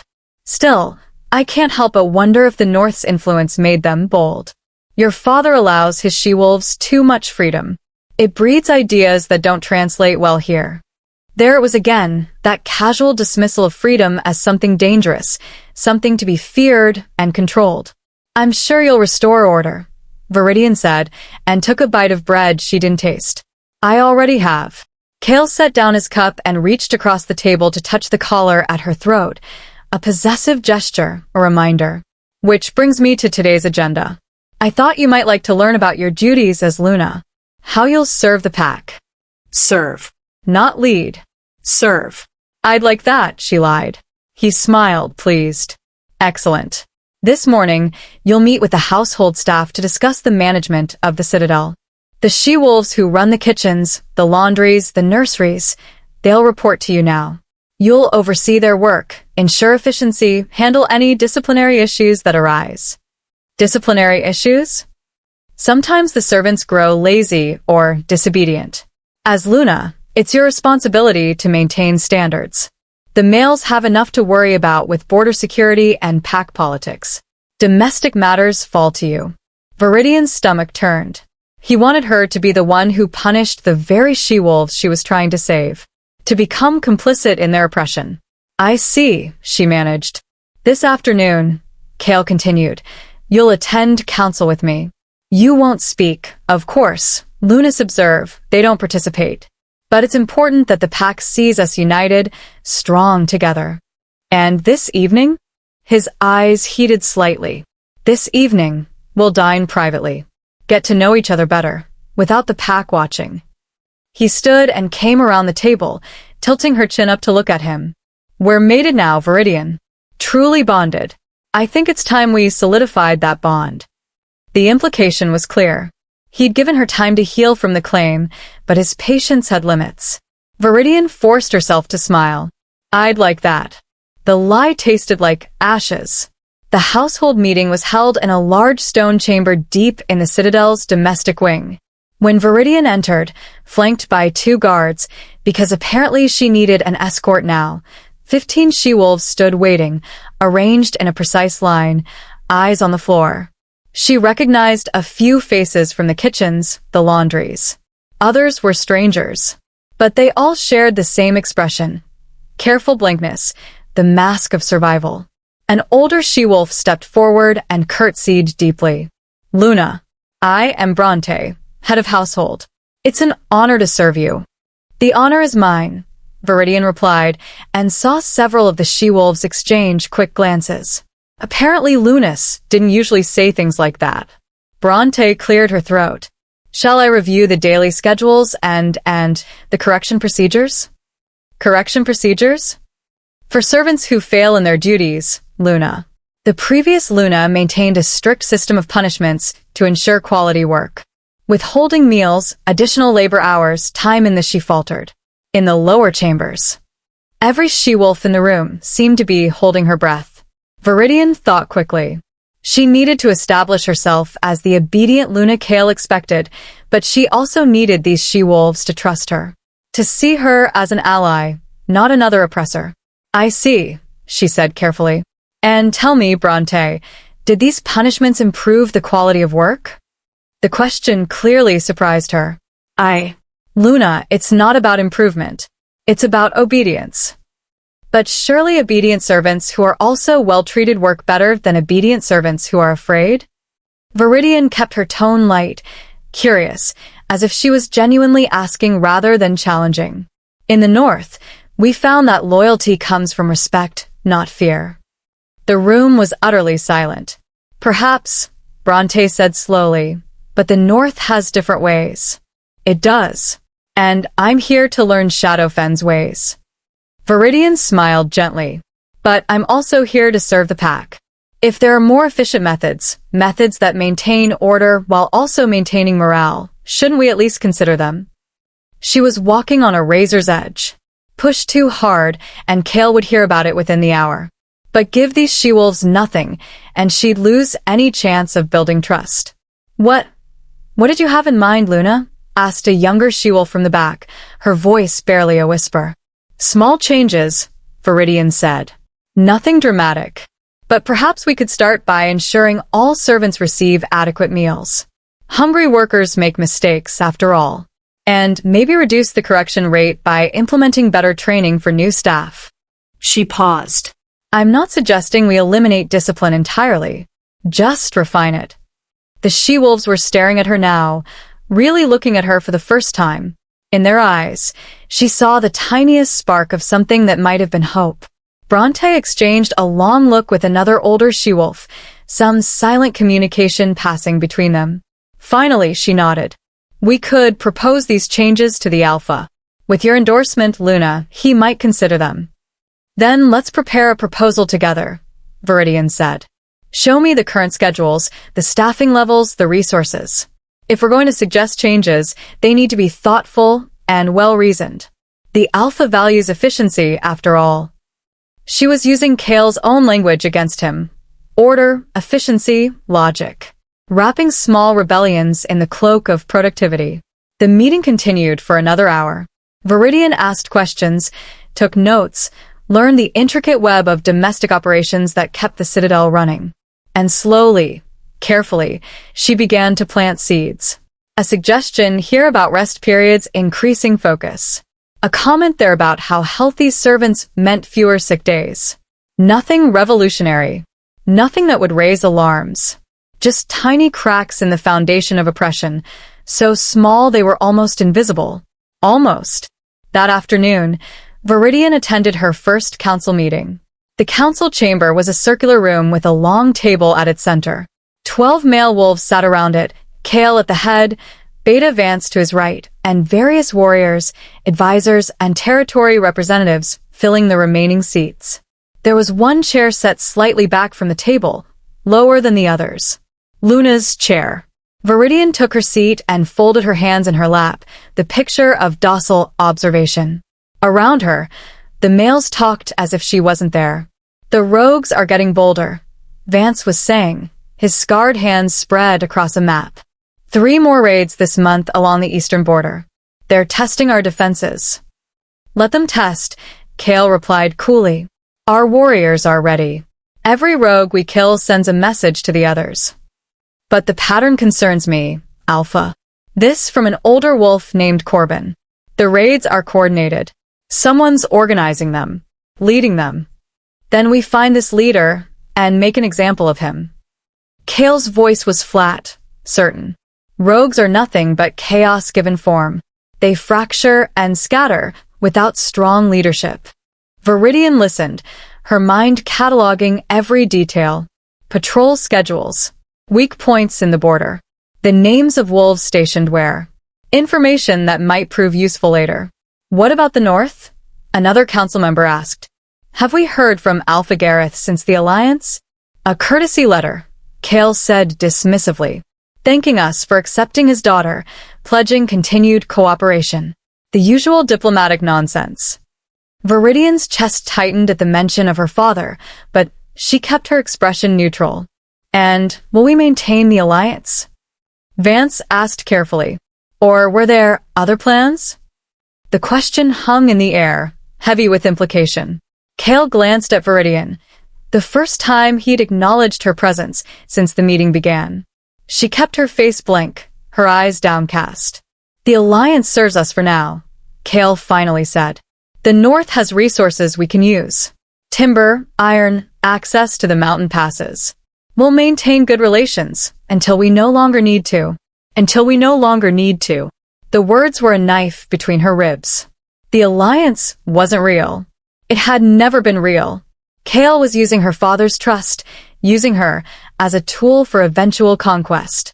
She'd suspected it. But hearing it confirmed, hearing him discuss betraying her family as casually as he might discuss the weather, ignited something dark and burning in her chest. The meeting continued for another hour. Trade routes. Resource allocation. A dispute between 2 territory representatives that Kale settled with brutal efficiency. Through it all, Viridian sat silent and still, the perfect ornament. But inside, she was memorizing, planning, preparing. When the council finally adjourned, Kale came to her chair and offered his hand.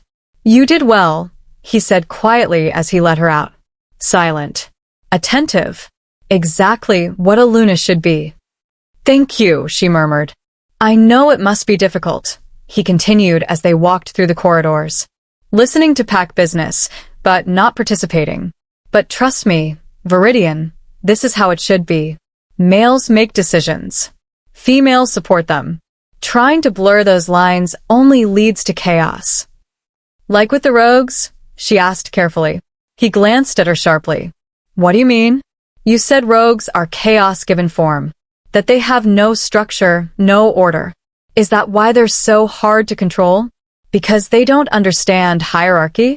Precisely. He seemed pleased that she'd been paying attention. Rogues reject pack law.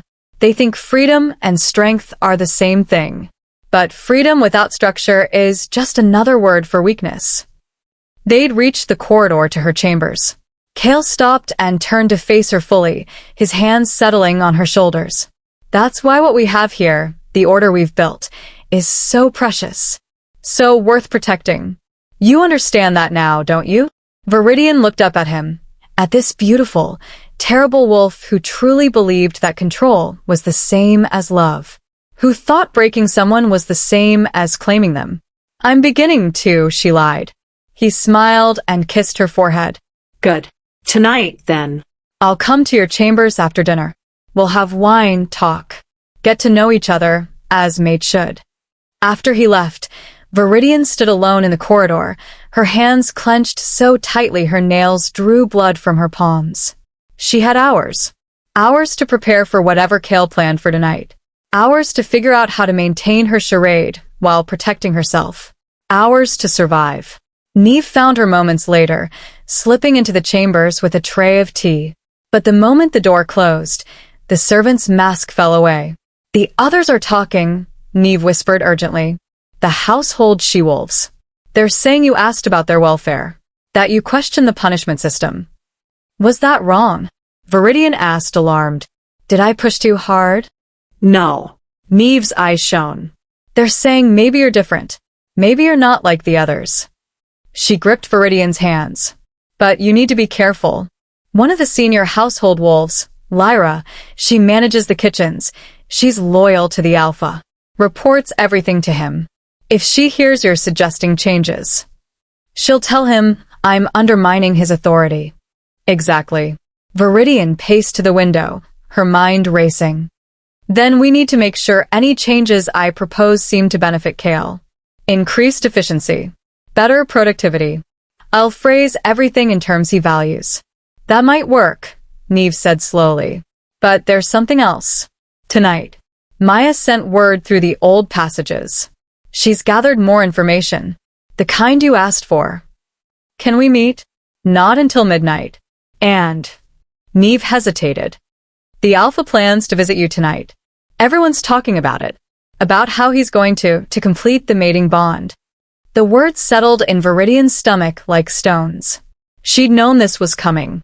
Had known from the moment she agreed to the alliance that eventually, Kale would expect her to fulfill all the duties of a mate.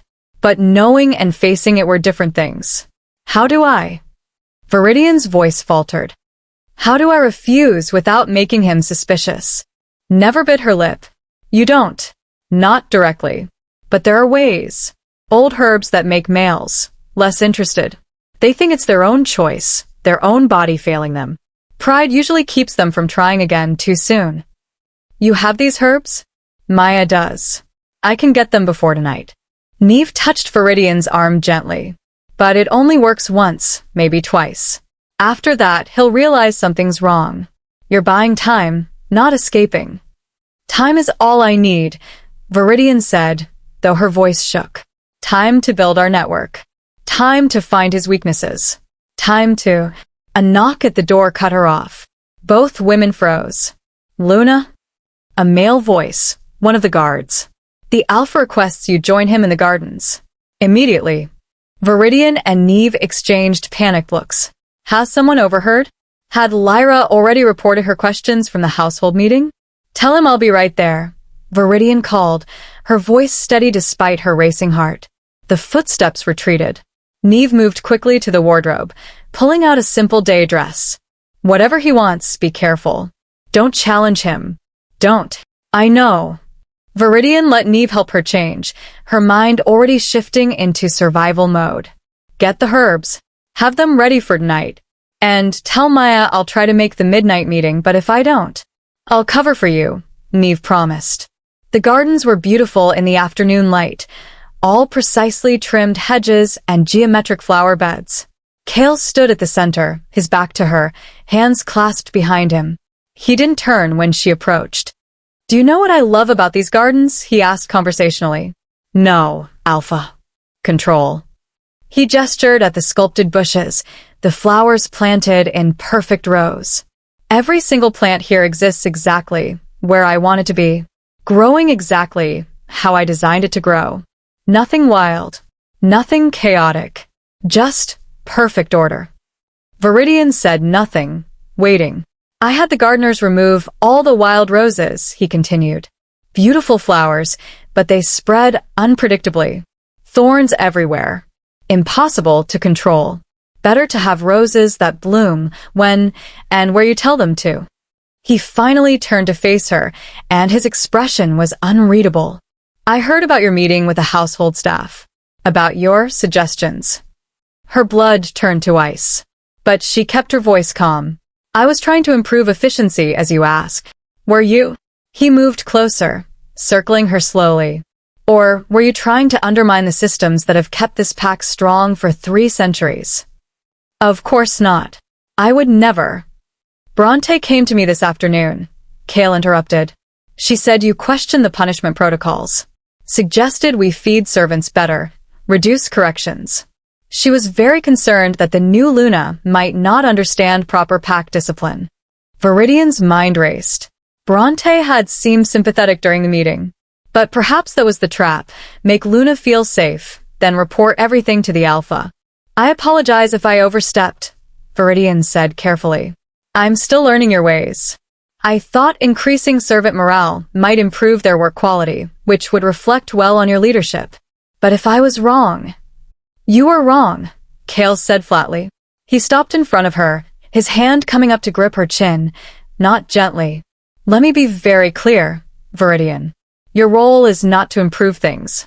Your role is not to think about pack management or question established systems. Your role is to obey, to smile, to produce heirs. That's it." His grip tightened, forcing her to look up at him. The she-wolves of this pack need to see their Luna as an example of perfect submission. If you start suggesting they deserve better treatment, better food, fewer punishments, you make them think they deserve more than they have. You give them ideas. And ideas lead to rebellion. "I understand," Viridian whispered, though rage burned in her chest. "Do you?" He released her chin and stepped back, his expression softening slightly. "I don't think you do." Not yet. "But you will." He gestured toward the garden's exit. "You're confined to your chambers for the next 3 days. No household meetings. No council attendance. No wandering the citadel. Just you and your thoughts. Time to reflect on proper behavior." "Kale."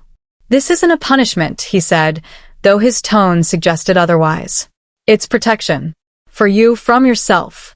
You're still adjusting, still confused about your place. A few days of solitude will help clarify things." He was isolating her, cutting her off from the she-wolves she'd begun to connect with, from any chance of building alliances. "What about tonight?" she asked. "You said." "Tonight's postponed," he replied coolly. "Frankly, your behavior today has been disappointing. I need time to decide if you're truly ready to fulfill all your duties as Luna, or if you need more instruction first." With that, he walked away, leaving her standing alone among his perfect, controlled gardens. Viridian waited until he was out of sight. Then she let herself shake, just for a moment, releasing the fear and fury that had been building. 3 days. She had 3 days confined to her chambers. But Kale had made a mistake. He thought isolation would break her. He didn't realize she'd already found the secret passages. That Neve would still come. That Maya and the others could reach her through walls he didn't even know existed. He'd given her exactly what she needed, time away from his watching eyes. Time to plan. That night, locked in her chambers with guards outside her door, Viridian waited until she heard the patrol change. Then she opened the wardrobe and slipped into the passage. Neve was waiting in the darkness, a covered lantern in her hand. "Maya's in the laundry hall. The others too. They heard about your confinement." They moved through the secret corridors in silence, descending into the depths of the citadel. When they reached the laundry hall, Viridian found not 7 she-wolves waiting, but 12. Maya stepped forward. Word spreads fast. Others want to join us. It's too dangerous, Viridian said. The more of us, the greater the risk. The greater the chance of success, interrupted one of the new she-wolves, an older wolf with silver hair and fierce eyes. I'm Ren. I've served this pack for 40 years. I've buried 2 daughters who dare to speak up. I'll be damned if I die without fighting back. One by one, the new recruits introduce themselves. Household staff, mostly. A healer's assistant. 2 who worked in the armory cleaning weapons. We want to help, Ren said. Tell us how. Viridian looked at their faces, desperate, determined, done with submission. These were wolves with nothing left to lose, which made them either the most dangerous allies or the most loyal ones. Then help me understand something, Viridian said. Kale mentioned rogues organizing. Someone leading them. Who are these rogues? And why are they attacking Shadowfen? Maya and Ren exchanged dark looks. Because, Maya said slowly, the rogues aren't just random wolves. Many of them are females who escaped Shadowfen. She-wolves who refused to submit and managed to run before they were caught. Viridian's breath caught. The rogues are you? Not us specifically. But yes, many rogues are escaped she-wolves. They've been organizing over the past decade, gathering strength. Rumor says their leader is someone who once lived here. Someone who knows all of Shadowfen's secrets. Who? No one knows her real name, Saren said from the shadows. But they call her the Silver Wolf. She wears no collar, bows to no alpha. And she's sworn to tear Shadowfen down stone by stone. Viridian's mind spun with possibilities. If we could contact them, if we could coordinate with the rogues from inside while they attack from outside, we'd have a chance, Maya finished. A real chance at winning. But how do we contact them? Neve asked. The borders are watched constantly. Leave that to me, said one of the new she-wolves, a young wolf named Kala, who worked in the armory. I know which guards are sympathetic. Which ones might be persuaded to look the other way. It won't be easy, but it's possible. Viridian looked around at the circle of faces, at these wolves who decided that death in rebellion was better than life in chains. Then here's what we do, she said. For the next 3 days, I'm confined. Use that time. Gather more information. Map guard rotations. Find sympathizers. Kala, work on establishing a line of communication with the rogues. Even if it's just a message that we're here, that we're organizing. And you? Maya asked. I'll be the perfect Luna. Obedient. Submissive. Everything Kale wants me to be. Viridian's voice hardened. And when he finally decides I've learned my lesson, when he lets me out of that cage. We'll be ready, Saren finished. They met eyes across the circle, these rebels in the darkness, and something passed between them. A promise, an oath, a declaration of war. The moon goddess had been silent for 300 years. But her daughters were finally ready to howl. Chapter 6, The Gathered Storm. 3 days of confinement felt like 3 years. Viridian's world contracted to the 4 walls of her chambers, the view from her balcony, and the measured footsteps of guards outside her door. Meals arrived on trays carried by she-wolves she didn't recognize.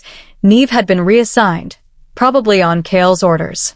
Every servant who entered kept their eyes down, spoke only when necessary, and left as quickly as possible.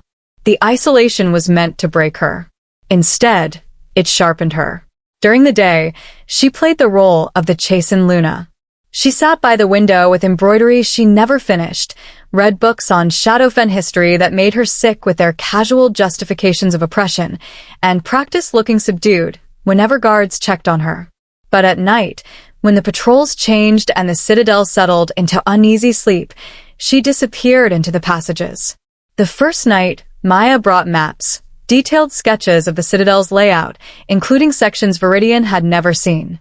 Guard posts, armories, the kennels where war wolves were kept, and most importantly, the silence chambers. There are 12 levels below ground, Maya had explained, her finger tracing the parchment. The first 5 are storage and servants' quarters, but levels 6 through 12. She'd swallowed hard. That's where they keep the forgotten, the she-wolves who've been sent below. How many? Viridian had asked. Last count? 43. Some have been down there for years. Others are recent. The longer they stay, the more they forget. By the time they're released, if they're released, they're not really wolves anymore. Just shells. Viridian had stared at the maps until her eyes burned, memorizing every corridor, every stairwell, every possible escape route. The second night, Saren brought news from the household staff. Word of Viridian's confinement had spread, and reactions were mixed. Some she-wolves saw it as proof that even Luna couldn't escape the Alpha's control, a warning to keep their heads down. But others whispered that if Luna herself was being punished for questioning the system, maybe the system was worth questioning. 6 more want to join us, Saren had reported. But we need to be careful. Lyra is watching everyone. She knows something's stirring. Then we give her something harmless to report, Viridian had said. Start small rebellions she can catch. A servant who's accidentally clumsy. A she-wolf who hums while working. Things that seem like individual failures, not organized resistance. It'll keep Lyra busy reporting minor infractions while we work on the real plan. The third night, Kala came with the most dangerous news of all.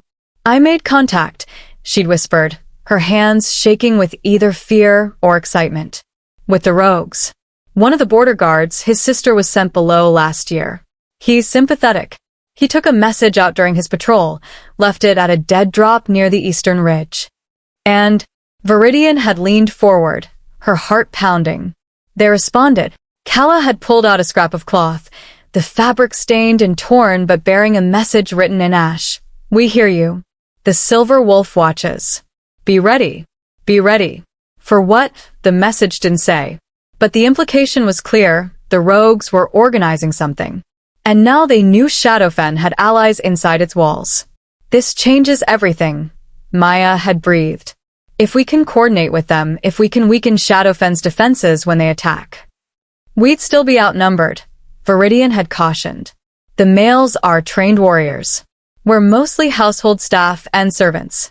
Even with rogue support, we'd need something more. Something that gives us a real advantage. They'd spent hours that night discussing possibilities. Poisoning the food, too obvious, too easy to trace. Sabotaging weapons, possible but difficult with Kala and only one other rebel working in the armory. Setting fires, too dangerous, too likely to kill she-wolves trapped in locked quarters. What we need, Ren had said finally, is to turn the males against each other.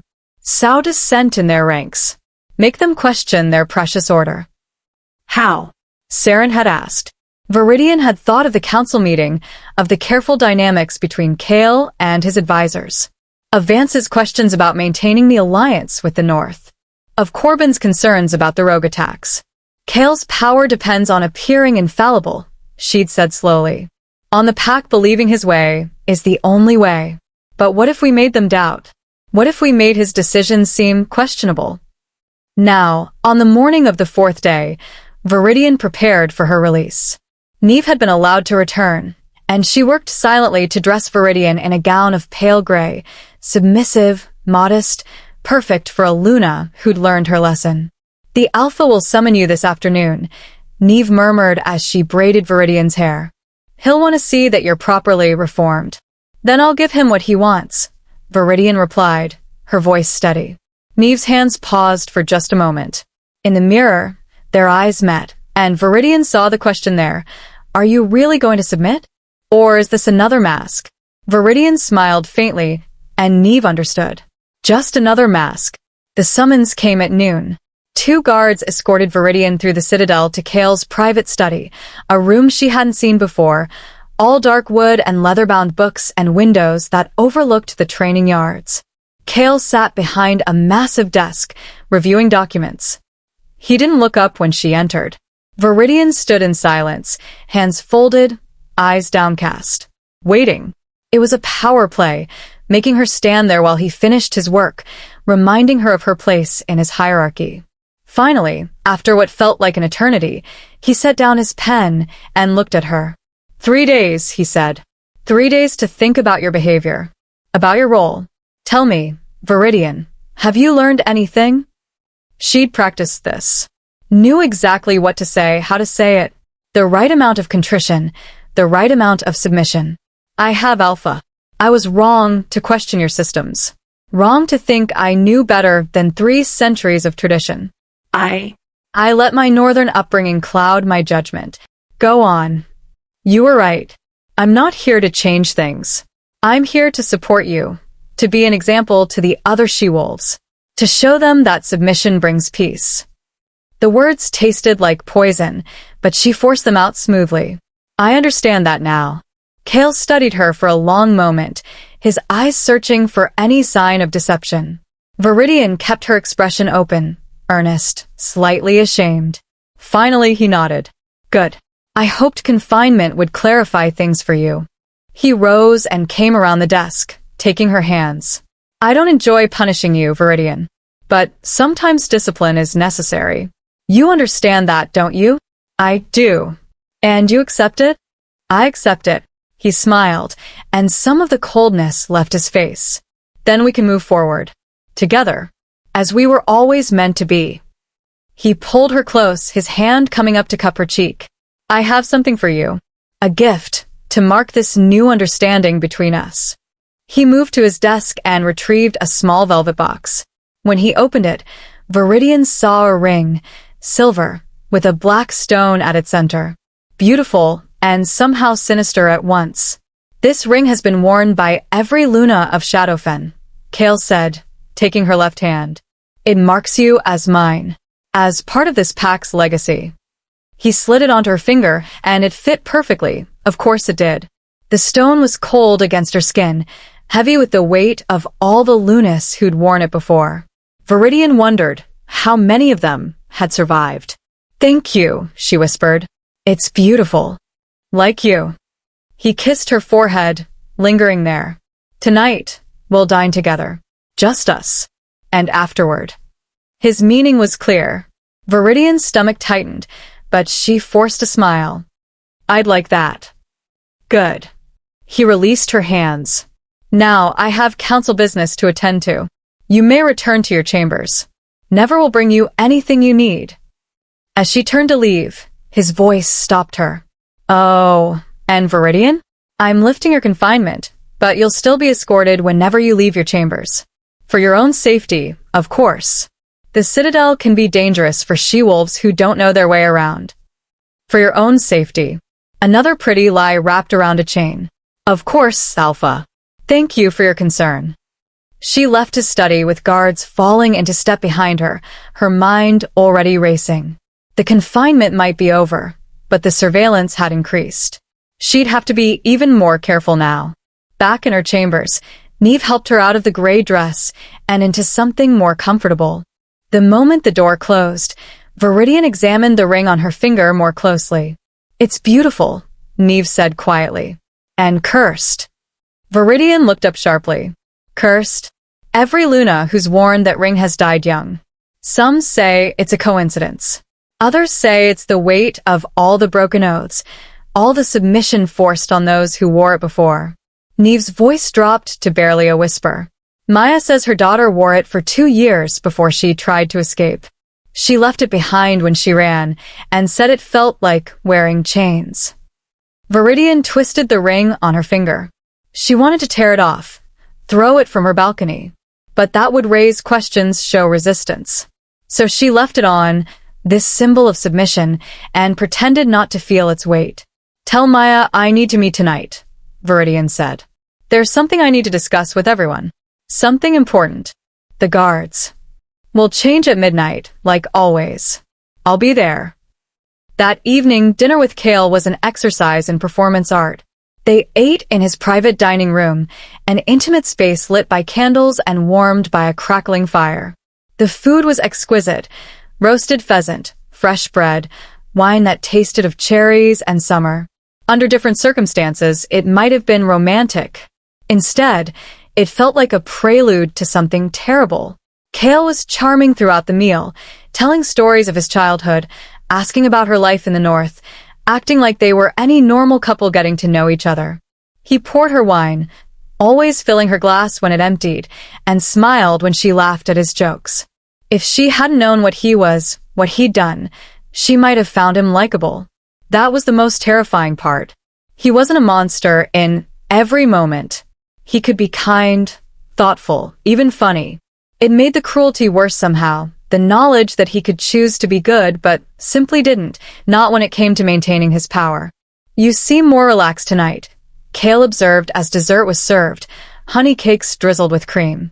"The confinement helped then?" "It gave me time to think," Viridian replied carefully. "To understand what you've been trying to teach me." "And what's that?" She set down her fork and met his eyes. "That order requires sacrifice. That my comfort, my wishes, my pride, they matter less than the stability of the pack. You're trying to protect everyone, even if your methods seem harsh to outsiders." It was exactly what he wanted to hear. She could see it in the way his expression softened, the way he reached across the table to take her hand. "Exactly," he said. "I'm so glad you finally understand. I know I can be firm, but it's only because I care about our future, about the pack, about you." The word care from his mouth was obscene. "I know," she lied. After dinner, he led her to a sitting room with deep couches and a view of the moonlit gardens. He poured them both brandy, and Viridian pretended to sip hers while actually barely wetting her lips. She needed to stay sharp. Cale settled beside her on the couch, close enough that their thighs touched. His arm draped across the back, not quite touching her shoulders, but close enough to be proprietary. "I've been patient," he said, his voice dropping lower. "Giving you time to heal, to adjust. But we're mated now, Viridian. Truly bonded by blood oath. And there are certain expectations." Here it was, the moment she'd been dreading. "I understand," she said softly. His hand moved to her shoulder, then slid down her arm. "You're so beautiful. From the first moment I saw you at the Alliance Ball, I knew you were meant to be mine. Meant to be mine. Not meant to be with me. Not meant to be together. Mine." Like property. Like one of his perfect gardens. His lips found her neck, and Viridian had to force herself not to flinch, not to push him away. She closed her eyes and thought of the northern mountains, of freedom, of anything but this. His hand moved to the laces of her dress. And then, bless salvation, a sharp knock at the door. Cale froze, a growl rumbling in his chest. "What?" he snarled. The door opened a crack. Vance's scarred face appeared, looking genuinely apologetic. "Forgive the interruption, Alpha. But there's been an incident at the eastern border. The rogues, they've attacked one of our patrols. Heavy casualties." Cale's entire demeanor changed in an instant. The lover vanished, replaced by the warrior. He stood, already moving toward the door. "How many?" "7 dead. 3 wounded. The rogues fled before reinforcements arrived, but..." Vance hesitated. "They left a message, Alpha. Written in blood on the patrol station wall." "What message?" "The Silver Wolf is coming." The room went deathly silent. Viridian watched Cale's face cycle through shock, rage, and something that might have been fear. "Gather the council," he said, his voice like steel. "Now." "I want every warrior on high alert. Double the patrols. No one enters or leaves Shadowfen without my explicit permission." Vance nodded and disappeared. Cale turned back to Viridian, and she saw calculation in his eyes. "You'll return to your chambers," he said, "with a guard at your door at all times. I can't afford any distractions right now." "Of course," Viridian said, standing. "Is there anything I can do to help?" He looked at her for a long moment. "Pray that we crush these rogues quickly. Because if they breach our borders, if they reach the Citadel..." He didn't finish the sentence, just shook his head. "Go. Now." Viridian left with her guards, but her mind was racing. The Silver Wolf is coming. The rogues were making their move. Sooner than expected, more openly than anyone had anticipated. And somehow, Viridian needed to ensure that when they arrived, Shadowfen's defenses were weak enough to breach. At midnight, she slipped into the passages despite the guard at her door. Neve had managed to drug his wine, not enough to knock him unconscious, just enough to make him drowsy and inattentive. The laundry hall was packed. Word of the rogue attack had spread, and every rebel wanted to know what it meant. Maya stepped forward immediately. "You heard? I was with Kale when Vance brought the news," Viridian confirmed. The Silver Wolf left a message. "She's announcing her intention to attack." Excited whispers rippled through the group. "This is what we've been waiting for," Saren said, her eyes blazing. "The rogues are coming. If we can coordinate with them." "We need to be smart about this," Viridian interrupted. "Kale's doubling patrols, increasing security. The Citadel will be locked down tight. We can't just open the gates and let the rogues in." "Then what do you suggest?" Ren asked. Viridian moved to the center of the circle, her mind working through the plan that had been forming since dinner. "We don't open the gates from inside. We make sure they can't be fully defended from outside." How? "By creating chaos. Multiple points of failure happening simultaneously. The guards are focused on the borders now, watching for external threats. They're not watching for internal sabotage." She looked at Kala. "Can you access the armory?" "With help, yes." "Then when the rogues attack, I need you to ensure that half the weapons are unavailable. Damaged bowstrings. Dull blades. Nothing obvious, but enough to slow the response." "That's treason," someone whispered. "No," Viridian said firmly. "That's a revolution." She turned to the others. "Maya, you know the Citadel's water system. Can you find a way to make the males sick?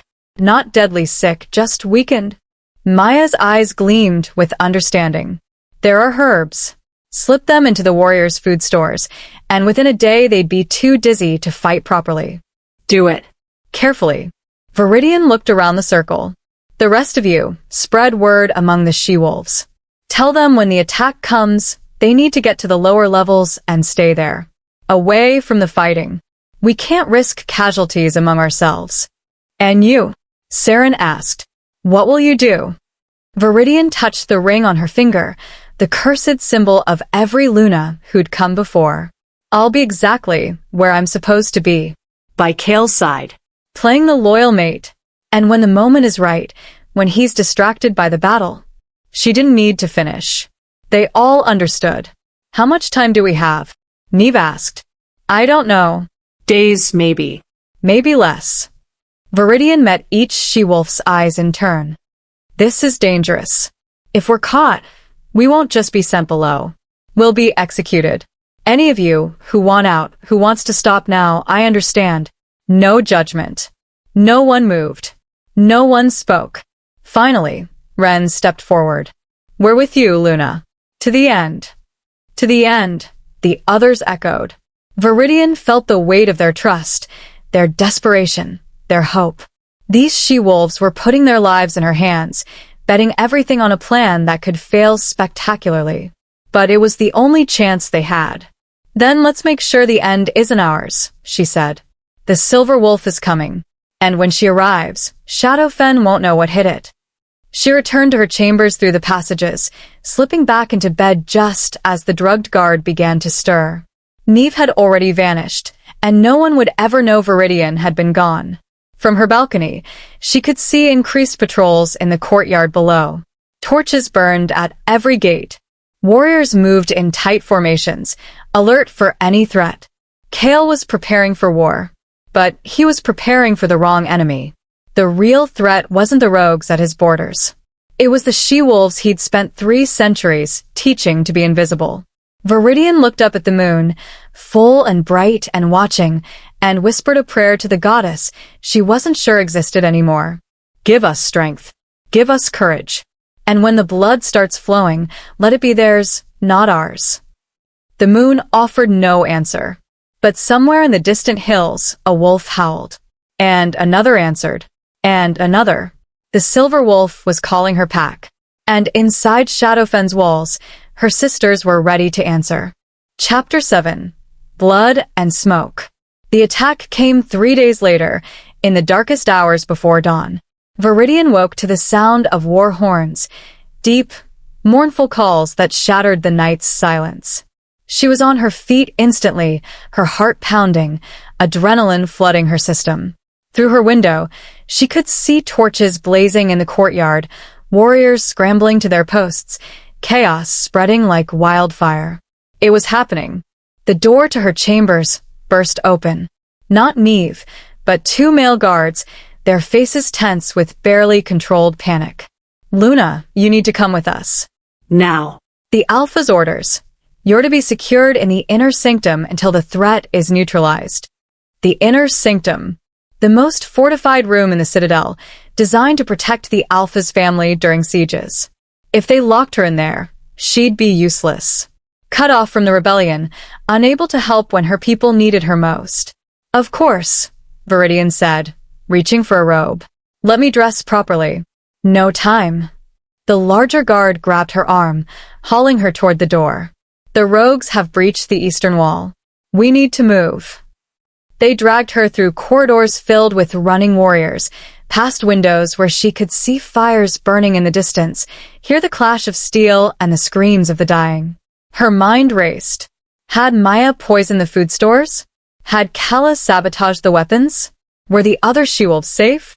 The inner sanctum was in the heart of the Citadel, a windowless room with walls 3 feet thick and a door that could withstand battering rams. Inside, she found a dozen she-wolves already gathered. The mates of high-ranking warriors, a few elderly females, and several young pups with their mothers. All of them looked terrified. The guards shoved Viridian inside, and she heard the heavy bolts slide home behind her. Locked in. Protected. Trapped. Luna. An older she-wolf approached, one Viridian recognized from household meetings. Her name was Isolde, mate to one of Kale's advisors. "Thank the goddess you're safe. They say the rogues number in the hundreds, that they're slaughtering everyone in their path." "I'm sure the warriors will handle it," Viridian said, though her pulse hammered in her throat.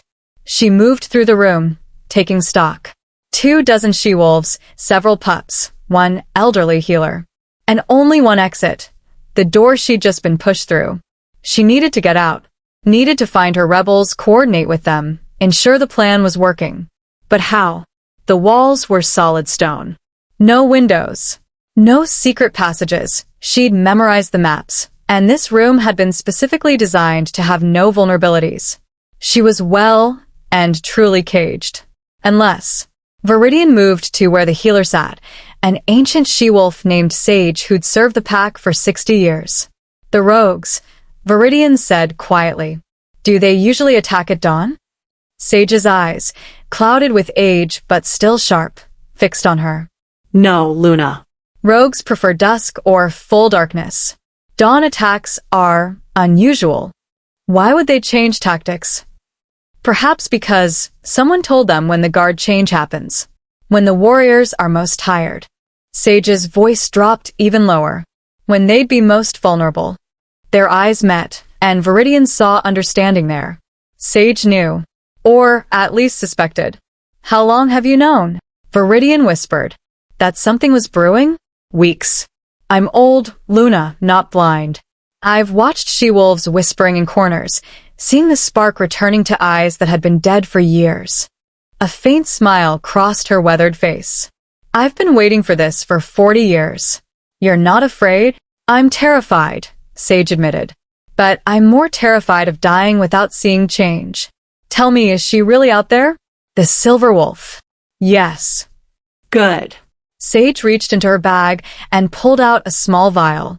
"Then you'll need this. Valerian root extract, concentrated. Enough to put a full-grown male to sleep in minutes." "Why are you?" "Because I have a granddaughter in the silence chambers," Sage said, her voice cracking. "And I'll be damned if I die before seeing her free. Now listen carefully. In about an hour, I'll tell the guards someone's having a medical emergency. When they open the door, you slip this into their water. Once they're down, you run.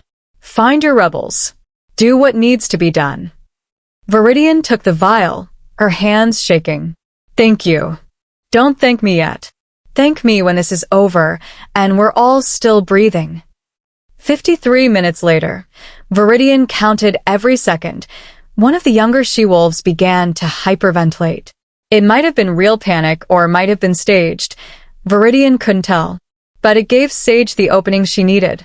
The old healer pounded on the door, shouting about a medical emergency, about a she-wolf going into early labor, about needing her supplies from the healing wing. The guards opened the door a crack, wary.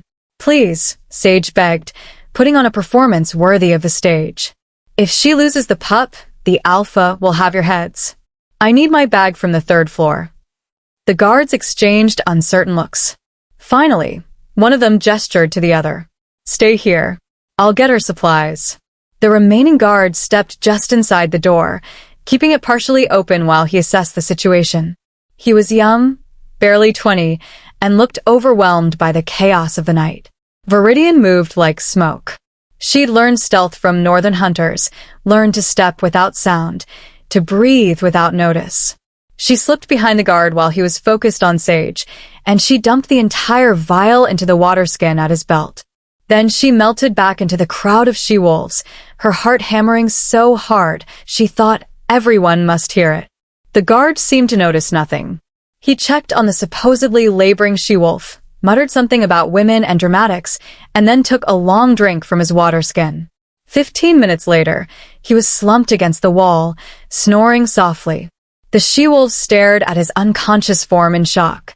Then, slowly, their eyes turned to Viridian. "Luna?" Isolde whispered. "What did you—" "Listen to me," Viridian said, her voice low and urgent. "All of you. What's happening out there isn't just a rogue attack. It's a revolution. The Silver Wolf leads escaped she-wolves, females who refused to submit, who remembered they were warriors. They're here to tear down everything that's kept us in chains for 3 centuries. Silence. "Then, you're helping them," Isolde breathed. "You've been planning this." "Yes." "We could all die," someone whispered. "We're already dying," Viridian replied. "Just slowly, quietly, one broken spirit at a time. This is our chance to live. Really live. But I need to know, are you with me? Or do I leave you here where it's safe?" She expected fear. Expected at least some of them to demand she secure the door again, keep them locked away from the chaos. Instead, Isolde stepped forward. "My daughter is in the silence chambers. Show me how to fight, and I'll burn this place down myself." One by one, the others came forward. Not all of them. 3 chose to stay, huddling with the pups in the corner. But the rest, nearly 20 she-wolves, stood ready. An army of housewives and healers and mothers about to go to war. "Then follow me," Viridian said. "And stay quiet. We move like ghosts." The citadel was chaotic. They emerged from the inner sanctum into corridors filled with smoke and confusion. Warriors ran past, shouting orders, heading for the walls. No one paid attention to a group of she-wolves. They were supposed to be locked away, after all. Safe. Invisible. Perfect cover. Viridian led them through the passages she'd memorized, taking back stairs and servant corridors, avoiding the main routes where warriors gathered. They passed windows where they could see the battle raging, fires burning throughout the citadel grounds, rogues and Shadowfen warriors locked in brutal combat, bodies littering the courtyard. The rogues were winning. Kale's forces were in disarray, hampered by weapons that broke at crucial moments, by warriors too dizzy and sick to fight effectively. Maya's poison and callous sabotage were working. They reached the old laundry hall to find it packed with she-wolves. Maya stood at the center, coordinating, her face streaked with soot. When she saw Viridian, relief flooded her features. "Thank the goddess. We thought you were trapped in the sanctum." "I was. Sage helped me escape." Viridian looked around at the assembled she-wolves. Must have been 60 or more now, all of them armed with whatever they could find. Kitchen knives. Broken chair legs. A few actual weapons stolen from the armory. Status. "The rogues breached the eastern wall as planned," Maya reported. "Callous sabotage slowed the response just enough. The poison is working. Half the warriors can barely stand. Kale's trying to rally them, but they're scattered, confused." "The silence chambers?" "Saren and a team are down there now," freeing the forgotten. But Luna, Maya's expression darkened. There's a problem. Kale's elite guard, his personal warriors, they didn't eat from the poison stores. They're still at full strength, and they're defending the upper levels. We can't reach the Great Hall where Kale is coordinating the defense. Then we go through them, Viridian said. With what? We're mostly servants. They're trained killers. So we don't fight fair. Viridian turned to address the entire group. Listen to me. We're not warriors, not most of us. But we're wolves. And wolves hunt in packs. We use the terrain, use our knowledge of this place, use the fact that they'll underestimate us. She pulled out the maps Maya had drawn weeks ago. The elite guard is here, defending the main approach to the Great Hall. But there's another way in, through the old chapel corridor. It's been closed for decades, but it connects to the council chambers, which connect to the Great Hall. The chapel corridor is locked, Ren pointed out. Iron gate, 3 different locks. Then we find the keys. Or we break it down. Or, Viridian paused, an idea forming. Or we burn through it. The gate is iron, but the door behind it is wood. Old wood. It'll burn. And bring half the citadel down on us, someone protested. No, Sage said, appearing from the crowd. She'd followed them from the sanctum. The chapel wing is stone. Isolated. A fire there won't spread. Smart girl, she said to Viridian. We'll need oil. Lots of it. And something to hold off any guards who try to stop us. Viridian looked around. Who knows how to fight? 3 she-wolves stepped forward. All of them were younger, and all of them wore expressions of grim determination. One of them Viridian recognized Briar, who worked in the training yard's cleaning equipment. She'd been watching warriors spar for years. I know their techniques, Briar said. Their weak points. We won't beat them in strength, but we can be faster. Smarter. Good. Take anyone who's willing to fight and create a diversion. Keep the elite guard busy while we breach the chapel corridor. Viridian squeezed Briar's shoulder. Don't die. That's an order. Briar smiled grimly. I'll try, Luna. They split into groups. Briar led 20 she-wolves to create chaos in the main corridors, hit and run attacks, forcing the elite guard to spread out chasing phantoms. Maya took another group to gather oil and supplies. The rest stayed with Viridian, preparing to breach the chapel. As they moved through the citadel, the sounds of battle grew louder. Screams. The clash of steel. The crackle of flames. Through windows, Viridian caught glimpses of the courtyard, now a battlefield soaked in blood. She saw rogues fighting with desperate ferocity, not just males but females too. She-wolves who'd escaped Shadowfen over the years, who'd survived in the wilderness, who'd come back for revenge. And at their head, she saw her, the Silver Wolf. Even from a distance, even through smoke and chaos, she was unmistakable. Taller than most males, moving with liquid grace, silver-white fur marked with scars. She fought like a demon, cutting through Shadowfen warriors as if they were made of paper. And she was heading for the Citadel's main entrance. Heading for Kale. Move faster, Viridian urged her group. We need to get there first. They reached the chapel corridor to find it exactly as Maya had described, a rusty iron gate blocking a passage that descended into darkness. Beyond it, barely visible, was the wooden door. Pour the oil through the bars, Viridian ordered. Soak that door. Then we light it and pray it burns fast. They worked quickly, emptying jar after jar of lamp oil onto the ancient wood. The smell was overwhelming, sharp and chemical. When the door was thoroughly soaked, Viridian took a torch from the wall and met the eyes of the she-wolves around her. When this door burns down, we go through. Whatever's on the other side, guards, traps, Kale himself, we face it together. Understood. Understood, they chorused. Viridian threw the torch. The oil caught instantly, flames roaring up the door with hungry fury. The wood, dry from decades of disuse, began to char and crack. Black smoke billowed through the gate, filling the corridor. They waited, watching, hoping. And then, with a tremendous crack, the door gave way. Viridian grabbed an iron bar from the wreckage and used it to pry open the gate. The lock, weakened by heat, snapped. The gate swung open with a shriek of metal. Beyond, through the smoke and flames, lay the passage to the council chambers. To Kale. Now. Viridian shouted, and led her army of housewives and healers into hell. The chapel corridor was a nightmare of smoke and shadows. They moved in single file, hands on the walls, coughing, eyes streaming.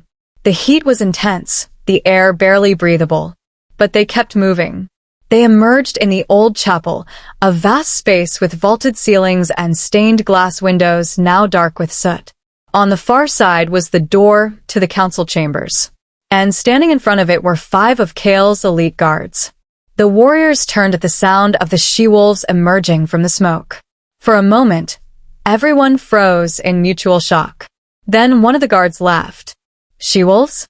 This is your great invasion? Kitchen servants with knives? Stand aside, Viridian said, her voice steady despite her racing heart. Or we go through you. Go back to your quarters, little Luna, the lead guard sneered. Before you get hurt. Viridian had spent weeks watching these males. Learned their arrogance, their certainty that females posed no threat. They expected tears. Expected begging. They didn't expect her to throw the knife. It wasn't a good throw, her aim was off, and it only caught the guard's shoulder instead of his throat. But it didn't need to be fatal. It just needed to be shocking enough to create an opening. The she-wolves behind her surged forward as one, a wave of desperate fury. They weren't trained. They weren't strong.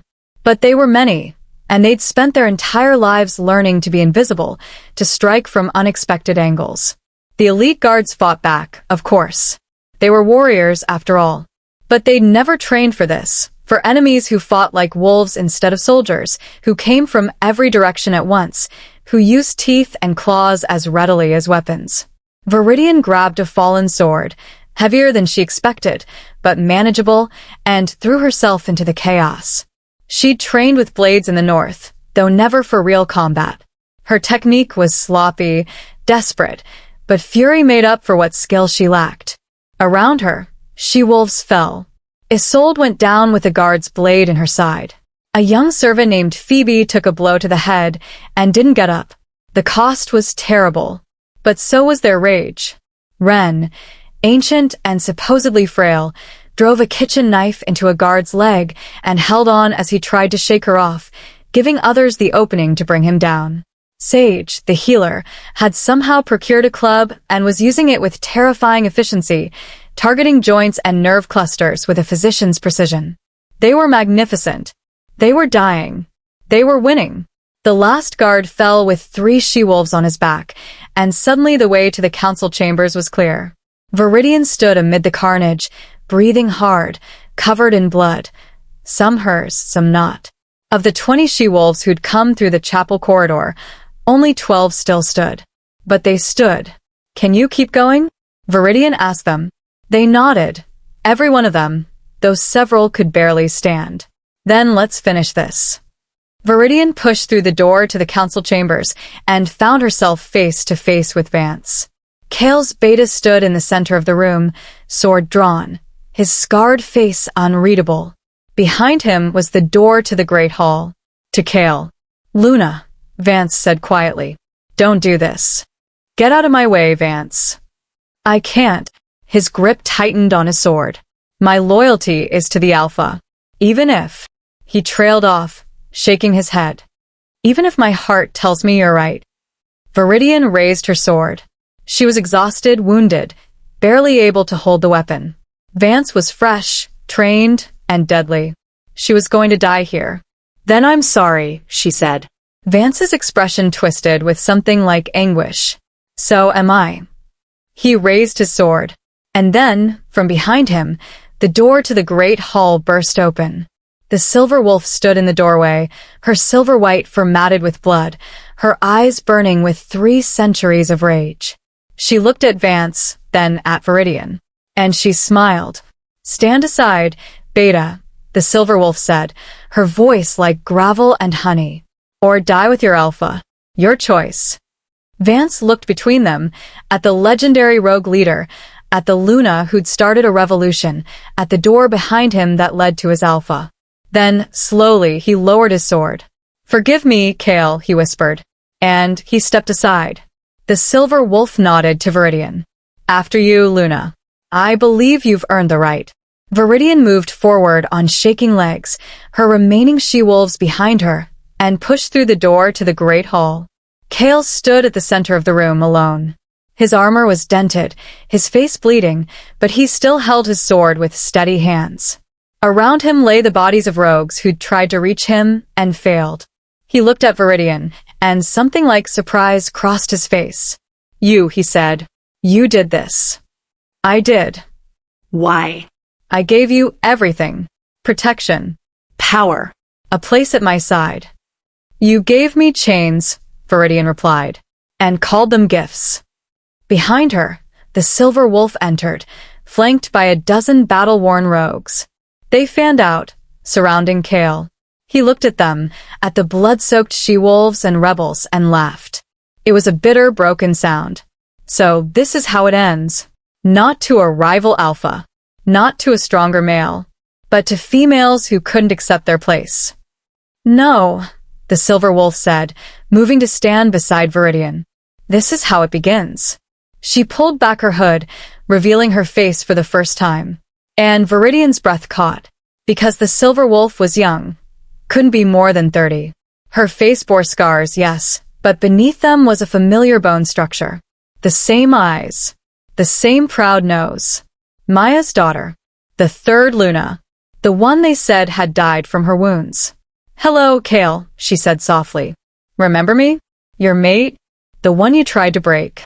Kale's face went white. "You're dead. I watched you." "You watched me die slowly," she corrected. "But I'm much harder to kill than you thought. And I spent the last 3 years building an army of every she-wolf you ever tried to erase. They all send their regards." She raised her sword. Kale raised him. And Viridian, watching them circle each other, made a choice.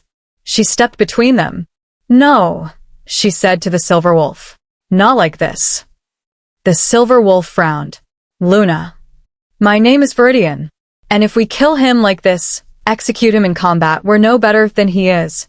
We become what we fought against." "He deserves death," the silver wolf hissed. "He deserves judgment," Viridian replied. "By those he hurt. By the she-wolves he was sent to the silence chambers. By every Luna he broke. Let them decide his fate. Let it be justice, not revenge." For a long moment no one moved. Then, slowly, the silver wolf lowered her sword. "You're braver than I was," she said quietly. Fine. "We do it your way." Kale lunged. He moved faster than Viridian expected, his sword driving toward her unprotected back. She felt the blade pierce cloth, felt the sharp kiss of steel against skin, and then felt nothing, because the silver wolf was faster. She caught Kale's blade with her own metal singing and drove her knee into his stomach. As he doubled over, she brought the pommel of her sword down on the back of his head. The great alpha of Shadowfen fell to his knees, then to his face, unconscious at the feet of the she-wolves he'd tried to enslave. The silver wolf looked at Viridian, checking the wound on her back, shallow, not fatal. Then she smiled. "Welcome to the revolution, Luna. Try not to die before we win." Outside, the sounds of battle were fading. The rogues had taken the courtyard. The elite guard was defeated. Shadowfen was falling. And as dawn broke over the citadel, painting the obsidian walls in shades of gold and red, Viridian heard something she'd never heard before in this place. The sound of she-wolves howling in triumph. The chains were breaking. The moon had finally answered their prayers. They say that revolutions are born in blood. But they're wrong. Revolutions are born in silence, in the quiet rage of those who've been told to submit, the hidden fury of those who've learned to smile while bleeding. The blood comes later, when silence becomes too heavy to bear. When one voice finally cracks the quiet, and suddenly everyone realizes they've been screaming inside all along. To be continue.